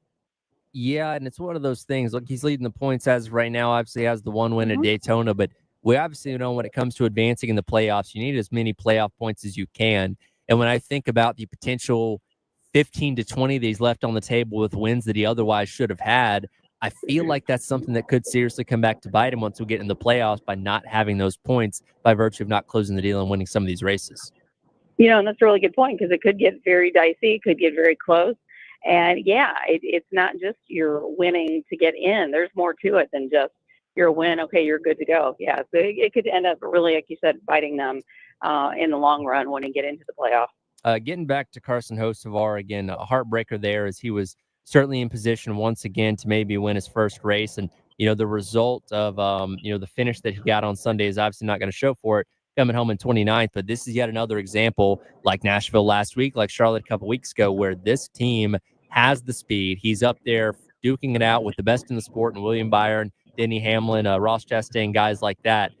That win's coming sooner rather than later. Could come this upcoming week for all we know. But as we've seen with so many guys, sometimes you got to lose a lot of races before you finally win one. That seems like what Carson Hocevar is getting out of the way right now. Yeah, it sure does look that way. And he is such a personable guy, and I don't think this is probably getting him down. I think they're just digging in, and they're setting him up with good cars when the weekend starts. And I think you're right. I think before the end of the summer, he'll have his first win. Yeah, definitely so. And again, for Spire, a team that, a couple years ago was running at the very back of the pack, one that wasn't trying to be competitive. when they decided to take things more seriously, aligned with Hendrick Motorsports, and have obviously brought in talent the caliber of Carson Hocevar, they're not going to door of that first, I'd say, legit win. I know Justin Haley won that, Daytona race back in 2019 via rain, but a race on pure speed, taking the checkered flag under green, that's in the very near future for this program. Yeah, it is. And again, he's putting himself in good positions. He's made some mistakes along the way, as every newer driver does. But they have put together speed. And I think, I don't know how much he could have done to maintain the lead and do a little bit more fuel saving. And maybe that's something, again, that comes with time and age and everything. And that I really enjoyed the graphics that Amazon Prime had put on, where they were showing the burn bar, where the fuel that he was burning versus the fuel that Kyle Larson was burning, and Denny Hamlin, and just the effectiveness of fuel strategy. So there's just, I think, a lot of little extra tricks that he'll learn with experience, and he's going to be a force, I really believe. Yeah, and we hear this often from people that either don't watch the sport anymore or don't follow the sport as closely, saying, there's no driver out there that reminds me of, some of the guys from the 80s or 90s, but Carson Hocevar seems to be that guy because he's aggressive. He doesn't apologize for it. He's obviously got a ton of talent. Like you said, he's got personality too. Like, he's the kind of guy that I feel like in time could become one of the bigger faces of this sport. Yeah, no, I totally agree. And he, like you said, gets along so well. He's already gotten like Michael Waltrip in his pocket, where they've done some fun things together. So I do think some of the more veteran people really do like him, and I think they appreciate the talents and what he's bringing to the table, and I think he's going to be a lot of fun to watch. Well, the entire sport now heads south of the border for the first time ever as the NASCAR Cup Series heads to Mexico City for this upcoming weekend's race. The logistics for this have been crazy. They had haulers leaving before the race even started on Sunday to get down to the border and get through customs and all that kind of stuff. And the sport is trying to branch out more and more. They've done some unique things over the years. Bristol Dirt. They've done the race at the LA Coliseum. We've gone back to Bowman Gray, doing races in the streets of Chicago that you've been to the past couple of years. And now, again, expanding outside the United States with this race in Mexico. Yeah, it was fascinating to see the list of, I've been following a few of the teams and seeing some of the things that they could take, they couldn't take, different advertising that they can put, as far as casinos. You couldn't put casinos unless they were a local casino, and just all kinds of fascinating things that go into this. So logistics, not only physically, but as far as marketing goes as well. I'm really curious to see how this race goes. I think we're going to watch this weekend somebody in Daniel Suarez have the biggest home field advantage, maybe only comparable to Dale Jr. racing at Talladega back in the day. Yeah, I think you were correct on that. There will be a lot of support for him, and good for him. Another good driver, another good guy who's come up in the ranks a little bit, and I'm okay with that. I think it should be fun for him. Speaking of going outside the United States, we'll transition over to open wheel here really quick. And news coming down yesterday of Formula One, who we talked about the other week, no longer running the Monaco Grand Prix on the same weekend as the Indy 500 and the Coke 600. Well, they've decided they're going to go head-to-head with the Indy 500 next year, scheduling the race in Montreal on the exact same day. Will be an afternoon start. So the two premier series of open wheel racing in the world will be butting heads next year on Memorial Day weekend. They just really have an ego, don't they, in F1? It's absolutely mind-boggling to me. And I think it's a dumb move. I know that obviously the international support, I'm sure, will be there, but I hope that their ticket sales tank from Americans. Yeah, and look, I think on average, you're probably going to get more people watching F1 races than IndyCar races, when they go head-to-head or are on similar time slots. But when it comes to Indy 500, that's a different animal. Like I really think the American consumer, which again is a market that's been growing and growing for F1 these past couple of years, will pretty emphatically say that you probably shouldn't have scheduled it this way next year. No, and I agree. Yes, there are more fans probably with the F1 market, no question. But the Indy 500, that's just like sacred hallowed ground. So you just don't do that. Yeah. So again, it's we don't have a time start for that race, but I imagine it's probably going to be somewhere early afternoon, as they often do when it comes to racing in North America, that, again, will go head-to-head with the most prestigious oval race on the face of the earth. Yep, I agree. But, hey, good luck to them, whatever. I'm certainly not going to be as interested. I won't be there to watch it. So let them play their silly little game. feel like we're on the doorstep of yet another open wheel war, as if we haven't already had enough of those in the past. 100%. It'll be fun to watch. Yeah, absolutely. Excited to see what happens with NASCAR down in Mexico, and I think this time next week we'll be looking ahead to Pocono as well. I'm looking forward to that too. All right. Good to talk to you, Tyler. Talk to you next week, Jen. Appreciate it as always. Jen Thank you. Jensen from the Early Game talking race with me as she does each and every Wednesday. We'll come back, wrap up hour number 2. Aaron Rodgers finally talking out at Steelers minicamp as he's finally reported to his team for the 2025 season. We'll hit some of that coming up next. It is the Extra Point. Tyler Head along with you on your Wednesday here in the game.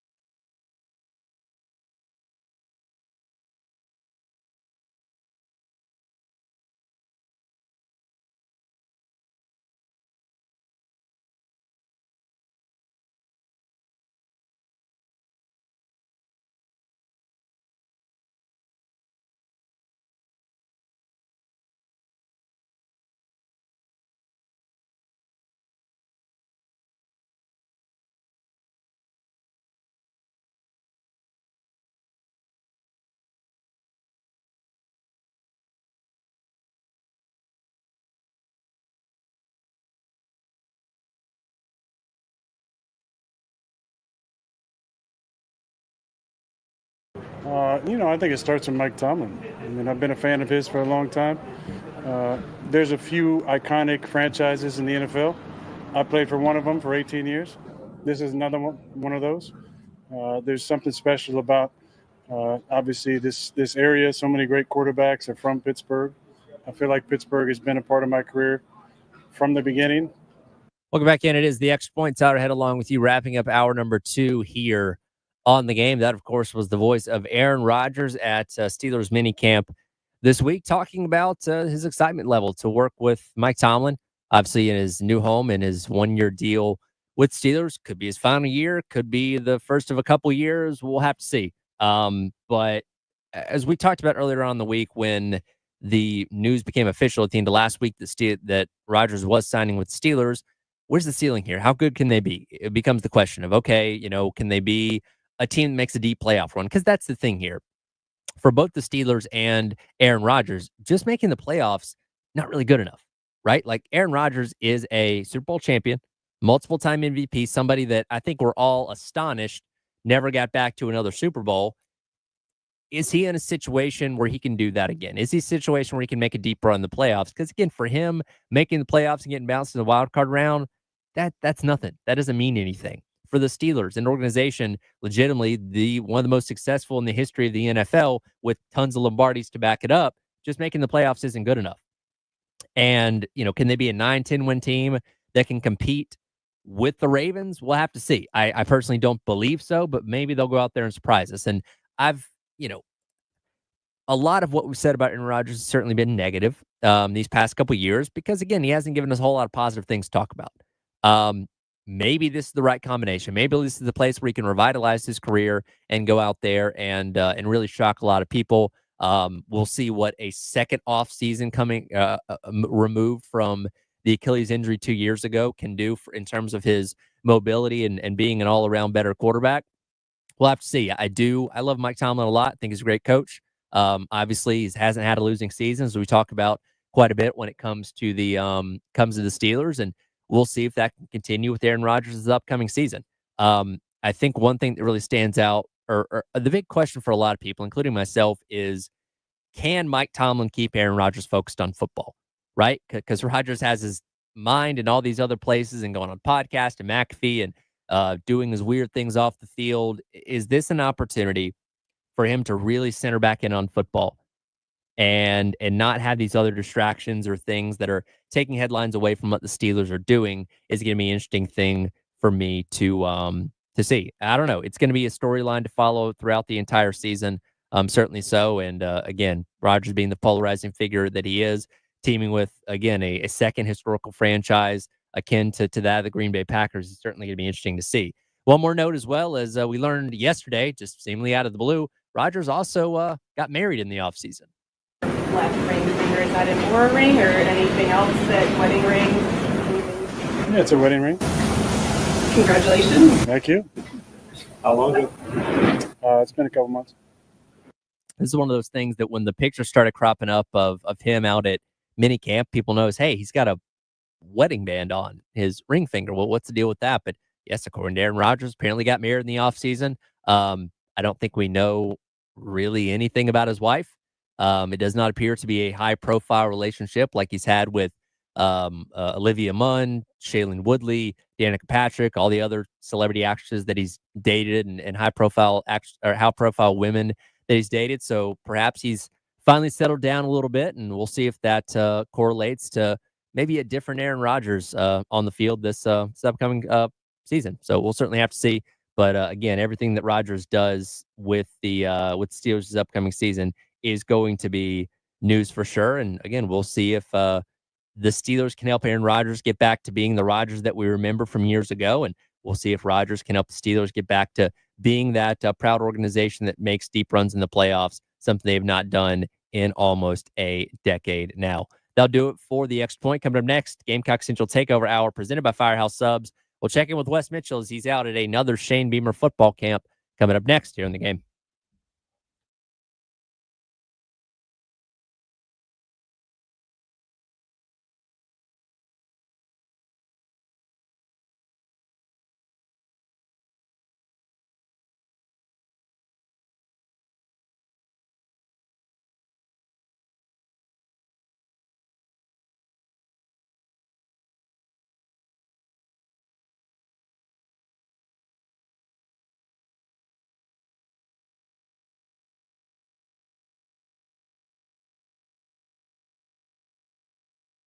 in the country for South Carolina student athletes. Head on over to GarnetPress.com where you can support Gamecock athletes, get access to exclusive content, and help build the best NIL program in the country. Get ready for the excitement of the 2025 Gamecock football season.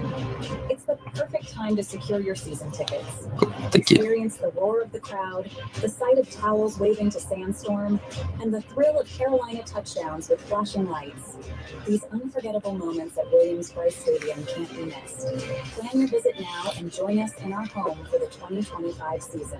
Visit thegamecockclub.com for ticket options. We look forward to seeing you there. Please. Don't wait. If your HVAC system needs repairs, AAA Heating and Air has a limited time offer just for you. Get up to 12 months. Payment plans on repairs with no credit check required. All you need is to be a homeowner with a valid bank account. This is your chance to stay comfortable without breaking the bank. But hurry, offers like this don't last long. So do what I did and call AAA Heating and Air today. Tell them Bill Gunner sent you.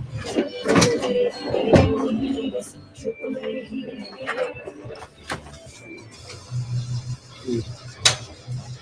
What you're talking about. Sponsored by Love Chevrolet. The Summer of Love savings event going on now. Love Chevy I-26 in Harbison and lovechevy.com. Together, let's drive. At Atkins Law, we are proud alumni of USC. Since graduating, our attorneys continue to be proud supporters of Gamecock sports. And we understand that there's a lot that goes on behind the scenes that breeds excellence in court. Extensive preparation, teamwork, loyalty, all of those things we put into practice every day. Remember, if you've been hurt on the job, who you hire matters. Call us at 803-251-6406 or find out more at hollyatkinslaw.com. Powered by Integrated Media, the Game TV. Sponsored by Shepherd's Glass. For auto, home, and commercial glass. ShepherdsGlass.com. In Chapin and West Columbia, the Game TV. Sponsored by Shepherd's Glass. Twin Peaks is the best in the game. Here, your favorite drafts are poured at a frosty 29 degrees, and rare barrel-aged whiskeys are served just the way you want. It's bigger game days and bolder fight nights. I mean, where else can you find a scratch kitchen that always comes in clutch every day from lunch to late night? Only at Twin Peaks, the #1 sports bar. Twin Peaks Scratch Kitchen scores every time. Dig into hand-smashed burgers, chef-inspired flatbreads, and more at your local lodge. Discover the best burgers in town at Chubby's Burgers. With their new menu featuring mouth-watering burgers and chicken wings, satisfaction is guaranteed. This Friday, visit 1075thegame.com and click on Sweet Deals to grab a $50 gift certificate for only $25. This is Larry Lighton, owner and founder of Mid-State Roofing. And for nearly 30 years, we've continued to be the proven leader in the roofing and waterproofing industry. Mid-State Roofing's proven history is your assurance that our professionals at Mid-State Roofing will provide the proper advice, service, and results to the needs of your facility in a manner both safe and pleasing to your operation. From high-rise to hospitals, manufacturing to industrial, Mid-State Roofing designs and What's up? bonded systems. Yo. Do you want to do the lives? You just want me to play recordings? Man, if you have them easily to play, I would say play them. All right, cool. How do I sound right here? Yeah, you sound fine. It's a little echoey, but it's not bad. Okay.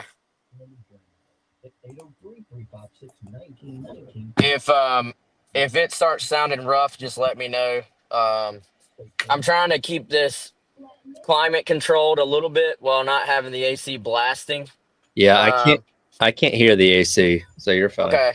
And also, I washed my AirPods, and this is my first time using them. They seem to be working fine, but yeah, I wouldn't recommend doing that. Yeah, well, hey, they're clean now, so that's true. Very true. All right.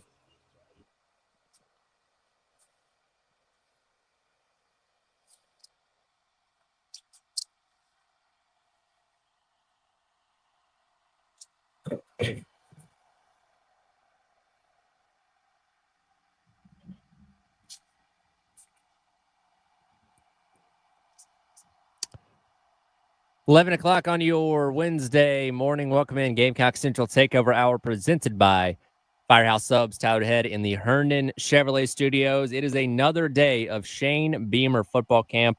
Wes joining us remotely from out there at the football facility, getting ready for another day. Are all the days the same? Is there a difference between what happened on Monday and what's happening today? What's kind of the lay of the land out there for today's events? Yeah, good question. So I would say, Tyler, there are two different types of days out here, basically. So today is an O-line, D-line / 7-on-7 day. The two camps last week that I was at are more just one-day camps where you just sign up individually. You come out, whatever your position is, you're going to go through workouts. This is more the 7-on-7 portion of this is an actual team camp where you're going to have buses of a full team coming out.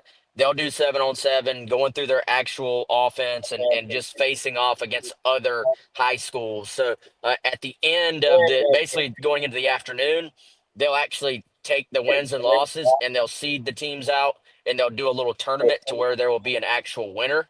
And what they do is they pair up the O-line, D-line camp, because obviously if you're doing 7-on-7, offensive linemen and defensive linemen would have no reason to come out here. So they do, in conjunction with the 7-on-7, they do an O-line, D-line at Williams-Brice Stadium. And it's a good way to just hey, if you've got offensive linemen or defensive linemen that want to work out, throw them on the bus as well. They can come out and they can get work with Lonnie Teasley, Greg Adkins, Sterling Lucas, Travian Robertson, and that whole group. So the one on Monday and then the one today are both in that format. And who, if anybody, are we interested in and looking out for that's going to be out there at today's camp? Yeah, I would say there's some younger guys. There always are. The name that people would know if they follow recruiting is Desmond Green. He is the 3-star, 4-star offensive lineman from Timberland. He's had an offer from South Carolina for quite a while, has an offer from Georgia, several other SEC schools involved there as well. And so he is competing at the O-line, D-line camp. And he would probably be like the biggest name guy that's going to be here as far as we are aware. Sometimes we'll pick up on a guy here or there after we've been here for a while, but just in terms of guys we're tracking, and he's actually working out today. Sometimes the bigger name guys come over and just hang out. It becomes a little bit of like a de facto unofficial visit, but he's actually over there working out. So looking forward to getting over there and watching him in some one-on-ones after we get off the show here. And he actually has an underclassman teammate who's a 2028 wide receiver who I was just watching a second ago. He'll be a guy we're going to watch. Mike Furry was over there sort of checking out his first game. You can always tell, Tyler, where there's a guy that the coaches want to evaluate, because you can kind of see, well, hey, Furry's at that game, T. Gray's at that game. Shane Beamer, obviously is walking around hitting all the various points. And so really, I would say today, just overall in terms of the teams here, maybe not quite as jam-packed as the one on Monday in terms of overall talent. But if you have one of these things, man, there's always going to be a few guys to keep an eye on, and that's certainly the case today as well. Absolutely. And again, you guys will have that coverage on Gamecock Central all day long. Know the camp coming up on Friday as well. As, of course, this is the busiest time of year for those kind of things, and recruiting weekends as well. It is 81 days away until kickoff. You ready for another trivia question? Oh, God. Yeah, let me just tell everybody I've not prepared at all. So low expectations, and maybe, what am I on, like 1 out of every 5 or worse? Yeah, maybe less than that. You got 1.5 points. There is an opportunity for extra credit today, by the way, so you might be able to really close that gap if you can get this one right. Well, Chris isn't around. He's not. So again, you got a free opportunity to get this one going unopposed here. All right, ready? Did he get points on Monday? What, on Monday? I don't. Because that was just him and not me. Yeah, I think he got points on Monday. He got the question yesterday with Richard Bell. So he's up 4 to 1.5 right now. Jeez. Okay. All right, 1981. South Carolina pulled off its first ever victory over a top 5 team. Who was that opponent? Oh, God. North Carolina. It was North Carolina. Number 3 North Carolina. Number 3 North Carolina. I remember that. 31-13 up there in Chapel Hill. The first time they'd ever defeated a top 5 opponent. Here is your bonus question. Do you know the next time they defeated a top 5 opponent?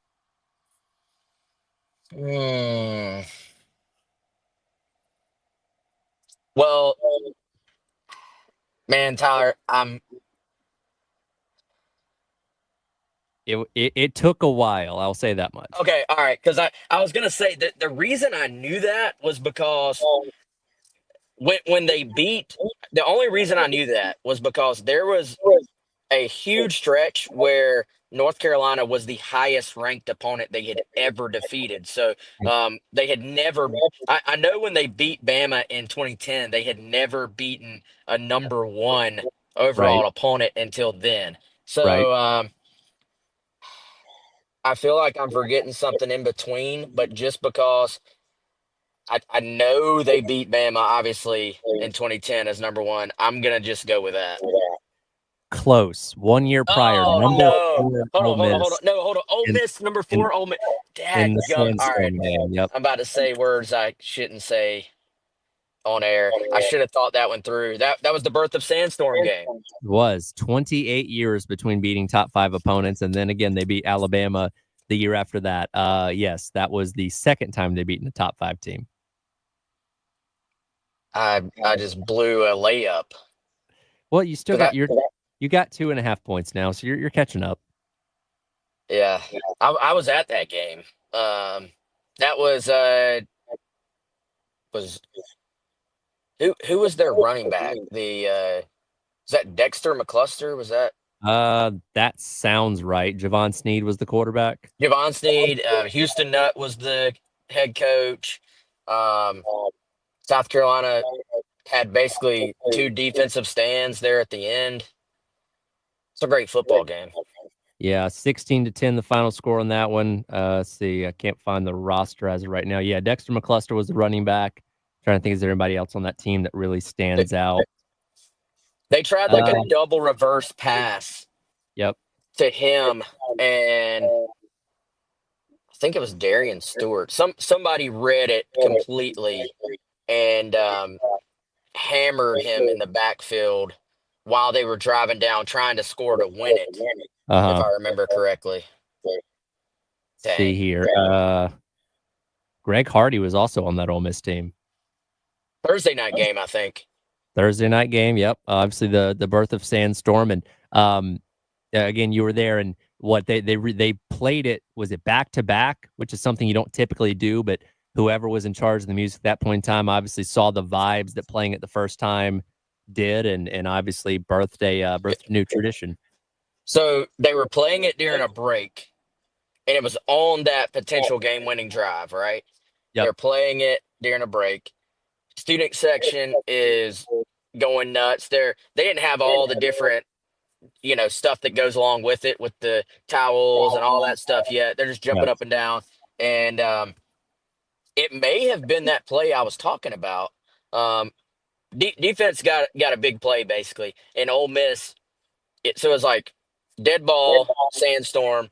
Ole Miss runs a play, big play by Carolina. Ole Miss has to burn another timeout, and it was like whoever was running it had paused it and just hit Mhm. play again. And then everybody just started going nuts again because they were feeding off of it from last time and from the big play on defense, if I'm remembering all that correctly. And just and then you even had the call on ESPN where they're like, and a rave breaks out in Columbia. So it just all was, when anything like that happens naturally and organically, Sure. it's because of like all these little different things played out perfectly, Uh, and that was certainly the case there. when did the towels and stuff start getting incorporated into that? I wish I had an answer for you. I do not know. Hmm. I do not know. I'm Well, trying to that think if the towels were there in 2010 when they beat Bama or not. Feel like they may have been, but don't know. Yeah. Well, again, that was the game that birthed Sandstorm. And, looking back on it, and again, when you played in the SEC, especially through the 90s and 2000s, a lot of top 5 opponents that they played, but a significant gap between beating 2 of them. And then, like you said, didn't have to wait very long till that next year to take down number 1 Alabama at home. Yeah, I'm just honestly just very upset with myself for Yeah. forgetting that Ole Miss game. That one should be in my, when you're talking about the 80s and all that, very much out of my wheelhouse. But that Ole Miss game firmly in my wheelhouse, and I just missed the bunny. Yeah, that was Ole Miss team. Let's see, what did they end up going that year? Was that Houston Nuts last year there? They ended up going 9-4. Now he coached for a couple seasons there, but that was that the year before or after they lost to Jacksonville State? I think it may have been the year before. I'm Yeah, not sure, but they were rolling until they lost that game. yeah. Started off the year 2-0, lost that game, went 9-4, won the Cotton Bowl, and then the wheels kind of fell off for Houston Nut 4-8 and 2-10 before getting fired and paving the way for old Hugh Freeze to get hired after that in the 2012 season.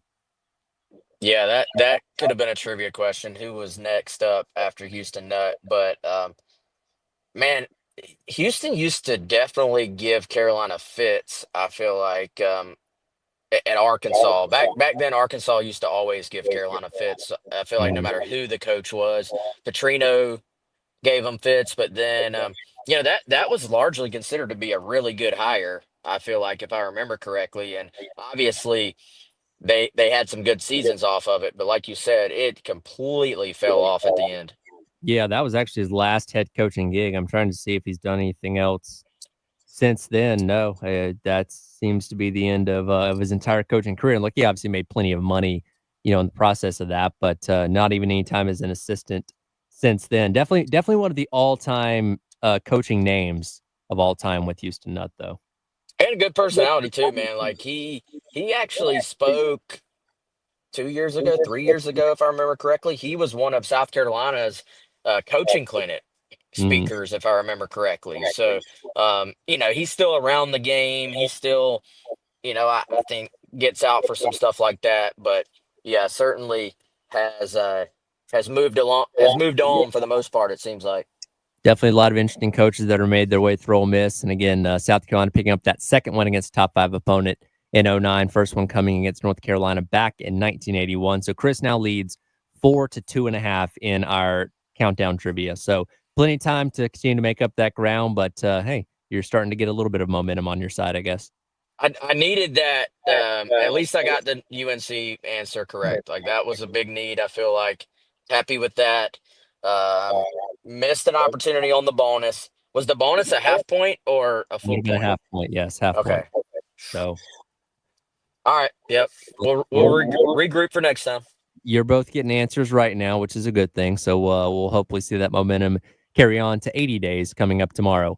It is a significant day today because it's 1 year since a significant hire was made for a South Carolina sport. We'll dive into that coming up next. It is the Gamecock Central Takeover Hour presented by Firehouse Subs. Tyler and Wes, along with you on your Wednesday here on the game.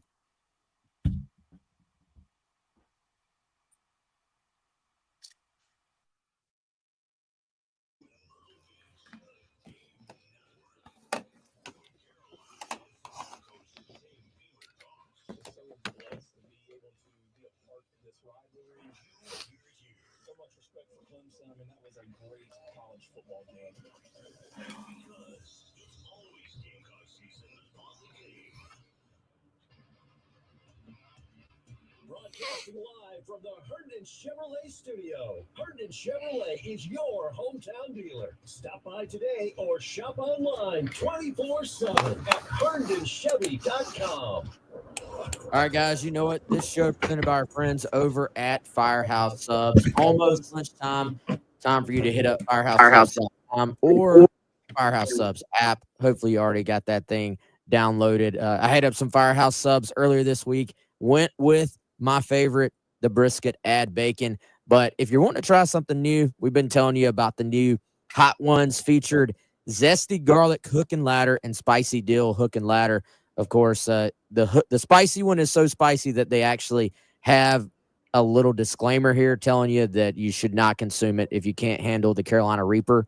But if that's something you like, if you like to kind of push the limits, this one is a 10 on the hot scale here. That pickle is what kind of puts it over the top in terms of heat, soaked in the Last Dab Reaper Edition Hot One sauce. If you want something a little bit more mild but still good, hit up the zesty garlic hook and ladder. All that for you now at Firehouse Subs. Get ready for the excitement of the 2025 Gamecock football season. It's the perfect time to secure your season tickets. Experience the roar of the crowd, the sight of towels waving to sandstorm, and the thrill of Carolina touchdowns with flashing lights. These unforgettable moments at Williams-Brice Stadium can't be missed. Plan your visit now and join us in our home for the 2025 season.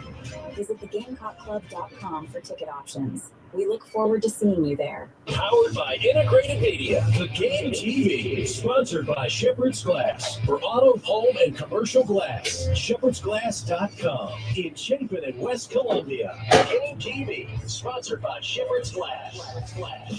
It is officially time for Zera's annual summer sale. Take advantage and get 15% off all cleaning services. Mention me, Bill Gunn, 1075 The Game to secure this deal today or book online at zerascolumbia.com. Gamecock fans, Father's Day is June 15th, and if Dad is a Gamecock, Gamecock Traditions has the perfect gift for him. Maybe Dad needs a new polo. Gamecock Traditions has Under Armour, Cutter & Buck, and Johnny O designs that would be sure to please him. Does Dad need a new favorite hat? Gamecock Traditions has over 100 styles in all colors and with every logo imaginable. Gamecock Traditions has ties, wallets, belts, and many other Gamecock items. Shop online, GamecockTraditions.com, or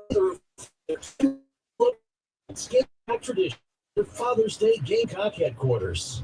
Looking for a dealership that treats you like family? Come to Herndon Chevrolet, where we've been proudly serving Lexington and the Midlands for over 50 years. Whether you're shopping for a new or pre-owned vehicle or just need expert service, you'll find it all right here. Shop online anytime at HerndonChevy.com or stop by and see why Herndon Chevrolet makes you smile. Herndon Chevrolet, Herndon makes you want to smile.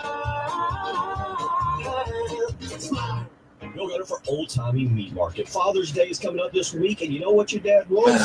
A Traeger grill. That's right. And at Old Timey Meat Market, they have some incredible specials going on right now. So visit the Lexington store and check out an incredible line of Traeger grills. Old Timey Meat Market is your Traeger headquarters. Head over to the Lexington store today. Get Dad what he really wants this Father's Day, a Traeger grill. Old Timey Meat Market, quality selection, a cut above the rest. Guys, we've all felt it. Mood swings, fatigue, brain fog, loss of motivation, muscle loss, maybe even loss of appetite in the kitchen and the bedroom. You may be suffering from low T. Come to Game Day Men's Health in North Columbia, conveniently located near I-77 and Two Notch Road. Get tested and receive your lab results back the same day. Even better is knowing that they only use bioidentical natural testosterone for efficacy and safety. Come get your free consultation in a relaxed man cave environment. Visit GameDayMen'sHealth.com and get back in the game. The Gamecock Central Takeover Hour with Tyler Henry, Chris Clark, Fizzle from Gamecock Central.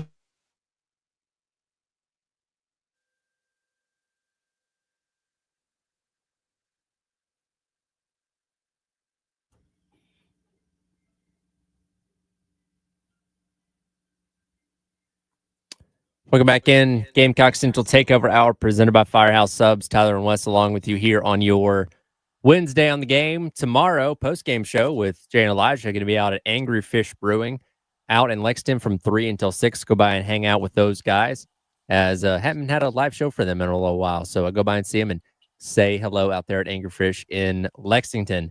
Today's June the 11th. Exactly 1 year ago today, Ashley Chastain Woodard was officially named South Carolina's new softball coach after, of course, coaching at UNC Charlotte. Of course, her career at South Carolina as a player was obviously a big deal, having her come back and become the head coach. And Wes, I don't think anybody foresaw the success they were going to have in year number one. Again, coming one out away from making their first College World Series trip in nearly 30 years. And that's something to obviously build off of going into next year. But nevertheless, a huge first year for Ashley Chastain Woodard that is re-energize the excitement around this softball program. Again, we've talked about it off and on the past couple of years, but not quite like this year. And obviously, you saw the reception from fans and people here locally that really got behind this team and the run that they went on. Yeah, Tyler, when we had her on, almost a year ago, I think we were all sitting there like, hey, she is impressive. She has a plan in place. Like they have a chance to have a lot of success here. And it's rare, I feel like, for you to look back at a season and just be like, even some of the best seasons where you can say they basically surpassed any and all realistic expectation you could possibly have. But that was the case, obviously, with this first year. I think we all thought they were going to have some success, but we were um, wondering how long it would take, how quickly they'd be able to sort of get the talent needed to compete in a league that, we talk about the SEC in football, we talk about it in baseball, but the SEC in softball is as dominant of a league as there is out there. And, I think for them to do what they did and to just compete against some of the teams they played against and have success doing it, incredibly impressive. And, I do think they sort of have captured the attention of Gamecock Nation. I think they will continue to grow that fan base. And you've got to be a good coach. You've got to have a good staff in the first place. But I do think that added element, you mentioned it, the fact she played here, the fact she gets it, the fact that in press conferences she talks about looking across and seeing Williams-Brice Stadium off in the distance from that softball stadium. I think those things resonate with your fan base, and that they just wanted to see a little bit of success to start to buy in, and we saw that and then some, obviously, this year. And obviously, this was a special group of the team this year. You are going to lose some pretty key talents from this year's team, like Sam Grass, I believe, Brooke Blankenship, Ella Chansey, also out of eligibility there. But you're getting back Ari Rhodey, who joined us a couple weeks ago out at Firehouse Subs, Jory Hurd, girls like that are kind of going to be the foundation for this team going forward next year. And as you've been covering on Gamecock Central, obviously very active in the transfer portal as well, going out and getting talent from some pretty significant programs around the SEC and around the country too. Yeah, Tyler, it's a good point. So they're going to look at it. It's kind of one of those things where you're going to say, man, they are losing a lot of talent, which is true. But then you're going to look at it and say, man, they bring back a really nice nucleus as well. And you look at like the left side of the infield, and to your point, like, hey, you lose your shortstop, you lose your third baseman, you lose your left fielder, and you lose your right fielder as well, and one of your two main pitchers. Then you look at it though, you go, hey, you bring back Jory Hurd, you're kind of the other of your 1-2 punch there. You get back Lexi Winters at catcher, get back Ari, get back Carly Shelton at second base, and you get back your leadoff hitter / center fielder and Quincy Lilio, who was really good for them after coming in from Oklahoma. So, I think, man, you look at it and they certainly are taking a very active approach in the portal. It's not going to be a complete rebuild, but if you are going to continue to do some of the things we saw last year, or this year that just completed, I should say, you're going to have to bring in talent. And so they have sort of gone the route for the most part of these are SEC players, these are major conference players that have maybe been behind other players or haven't quite had opportunities yet, or maybe have dealt with injuries and are sort of looking for a fresh start. That was the case with Lilio, who was behind superstars at Oklahoma. She comes in and plays well. And I think, Tyler, they trust their development here at South Carolina as well. They trust that their staff, is going to be able to put them in a position to take another step. And so a couple of those names for folks out there, Tate Davis, originally from Greer, South Carolina, homecoming for her. She comes in from Ole Miss. Tyler, we talk about this with football all the time, like bringing in guys who were highly recruited out of high school, hadn't quite gotten to that point they want to be yet in college, and are looking for a fresh start. She fits that. She was the number 46 prospect in her class out of high school. So a nice sort of resume there. And then their most recent public commitment was Alyssa Hovermel from Florida. Similar situation. She's like a left side of the infield player. Was hurt last year, hasn't played a ton at Florida, but there's some talent there. There's some upside there. Also, I look for them kind of next step. They want to bring in a catcher because they lost some of their catcher depth from last year to the portal. So you bring back Lexi Winters, but instead of asking her to have to do everything, and of course, you don't want her to get banged up either. they're going to add in terms of catcher depth. I would expect that will happen here pretty soon as well. And I think maybe a situation where if you can add to that depth, maybe that's someone who can at times be your DP, which for those who don't follow softball is like the softball version of your designated hitter, Right. essentially. So, very long-winded answer from me there, but they are super busy right now, man. I was told basically all week long, like back to back to back to back official visitors.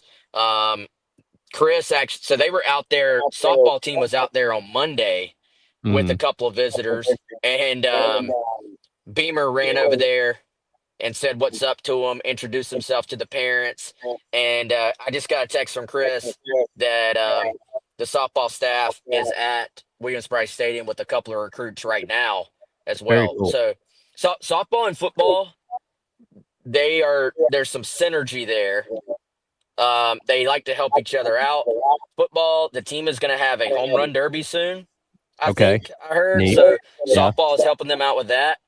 And Beamer always willing to go over and shake some hands and help in any way he can. Well, and that's the benefit of having a coach like Beamer that, again, he gets it here, right? And he's not just a football coach to collect a big check and go out there and try and win games in the fall. Like, he's legitimately at these games. He was at the regional and stuff here, in Columbia and the super regional as well. And it goes to baseball and basketball and all this kind of stuff. He legitimately supports these other sports. And again, if he can go out there and introduce himself to parents and recruits and potentially tip them in favor of coming here, he's certainly going to do that, which, again, it's nice to see all these sports kind of work, that synergy that you talked about, try and help each other out any way that they can.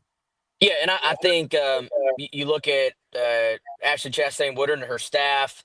Um, they obviously get it as well. Like just to take they were hosting the 2001 club is one of the club spaces at Williams-Brice that's like right down there on the field, and so that was a part of the OV for experience for the girls on Monday was to go over there, hang out in there, and then of course camps going on. All the football coaches are out there too, and I mean you can imagine if you are if you're Tate Davis and you're from Greer, South Carolina, you grew up pulling for South Carolina.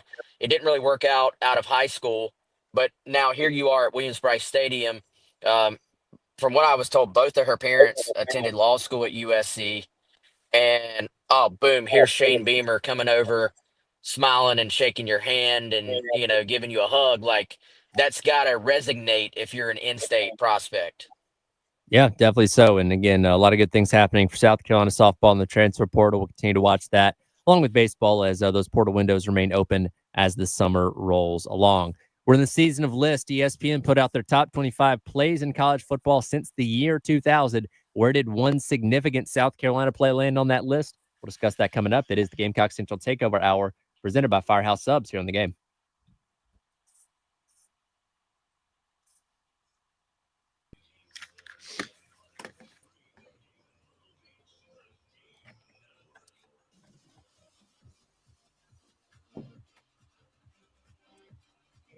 For streaming, Bravo 1075, the Game app is free.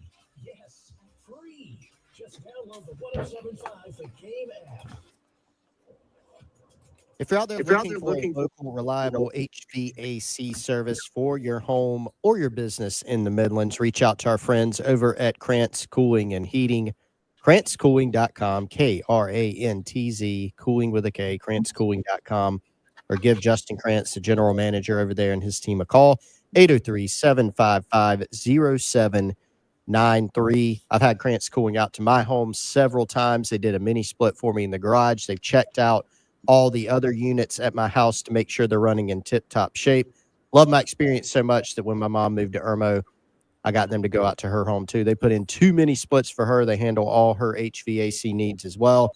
They could do the same for you. KrantzCooling.com or 803-755-0793. Since 1983, Krantz Cooling, their team has been providing great service to business owners and families in the Midlands. They can do the same for you.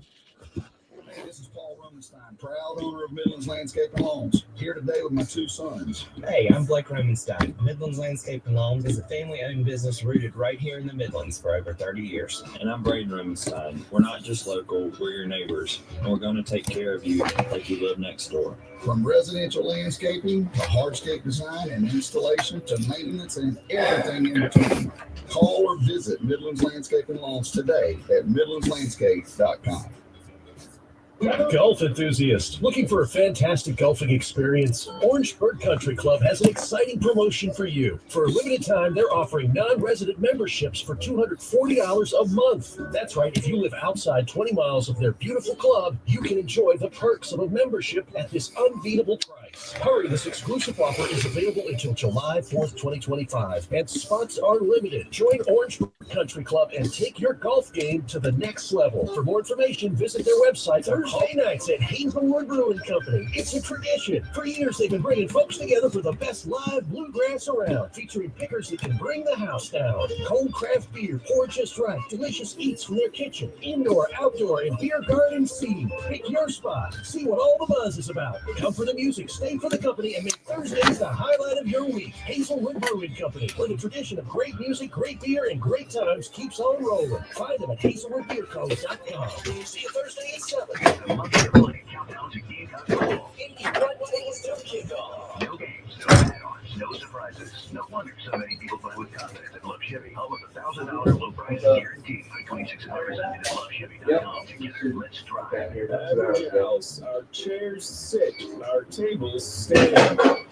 You're not average. Your marketing results shouldn't be either. Cumulus Digital outperforms industry benchmarks by over 25%. See what Smarter Digital can do for you at cumulusdigital.com. We're here with the mortgage guru, Jacob Crowder from First Palmetto Bank. At the new year, this year, the guru in this market, Jacob will get you taken care of. Just a few years ago, he helped me, and I personally recommend him and First Palmetto Bank, who's owned and operated right here in the Midlands. Jacob has local decision makers, which means quick and precise processing and underwriting. So if you're looking to make a move, give Jacob a call today, 803-719-1005, or email him at jcrowder@firstpalmetto.com. Thanks, Bill. It's nice to have the band back together. Interest rates have stabilized, as well as the local housing market. Now is a good time to buy a house. At First Palmetto, we have products to help home buyers keep payments down. Also, if you're considering building a home, we have a no-nonsense construction loan to fit your needs. If the new year brings change, we can help you. Give me a call, 803-719-1005. Great news on the housing market having stabilized. So that makes it a good time to buy? Absolutely. That sums it up, Bill. Call Jacob Crowder today, 803-719-1005. My NLS number is 198432. First Palmetto is a member of the FDIC and the Equal Housing Lender. It is officially time for Zerorez's annual summer sale.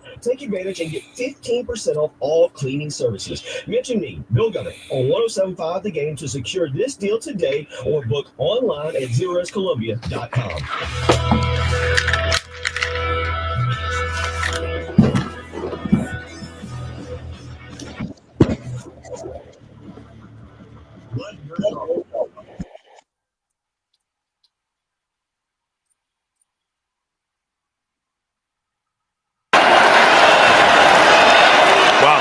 Michigan at the 41. What a hit! Ball's free on the ground. South Carolina deserves to have it, and they do. Clowney just says, I'll take care of business right here. You give me this long to catch my breath, I'll come off the ball and rock you and get it right back for our offense. It's a power play off the left side, and Clowney ignites himself into the Michigan backfield. January 1st, 2013, perhaps no greater ball don't lie moment in the history of football. Javion Clowney lights up Michigan running back Vincent Smith, getting the ball back for South Carolina after a controversial first down was awarded to Michigan just a few moments earlier. Obviously, that is a play that lives on famously for Jadeveon Clowney in South Carolina and ends up number 11 on ESPN's list of top 25 college football plays since the year 2000.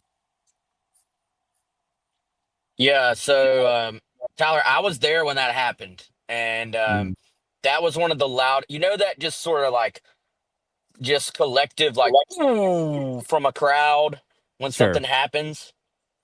Maybe the loudest collective that noise that I have ever heard at a game in person. And I was at every game DJ Swearinger played here, which he had several of those, but man, something about that one, you just knew. You just knew. I just saw something crazy. I don't know if you knew this is going to go as viral as it did. Like, you know Mhm. how sometimes you just don't process the gravity of something. Like, you were like, oh my Sure. God, that was a crazy hit. Sure. But so social media wasn't quite what it is right now, but social media and Twitter and all that really had started to take off. So it certainly was something that circulated a ton that day. And by the time the game was over, um, I remember standing there as people were asking Clowney about it. Like it had started to sink in, like, hey, this is a play everybody is talking about. Yeah, it was one of those things. And again, Jadeveon Clowney's stats speak for themselves for his time here at South Carolina. That obviously propelled him to being the number one pick of the Texans just a little over a year later. But I think outside of this bubble of Columbia, that is what people remember him the most for. And that, I think, really kind of cemented his legacy in a lot of people's minds. And again, it was more than just the one play that he made his entire career. But when the majority of people think about South Carolina and Jadeveon Clowney's time here, that's the first thing that pops in their mind, is kind of a microcosm for the just physical beast that he was on the field, all wrapped up into one play there. Yeah, and context and storytelling and all that, I still think resonates with people as well. So it was a incredible play in a vacuum. Sure. But add in the fact that it was, we're not talking about college football playoff, but it was a pretty, especially back then when the bowl game still carried a lot of weight, a pretty big bowl game. Mhm. You're playing up against a marquee opponent. And the fact of, like you said, the ball don't lie moment, the fact that it was, Tyler, that play doesn't happen if not for, frankly, one of the worst calls I have ever seen in my sports viewing life. Yeah. And there's a theory, by the way, that ref just pointed the wrong way. Uh, Like how else do you get that thing that wrong? Like there's a theory that he pointed the wrong way and just was so embarrassed that he went with it. yeah.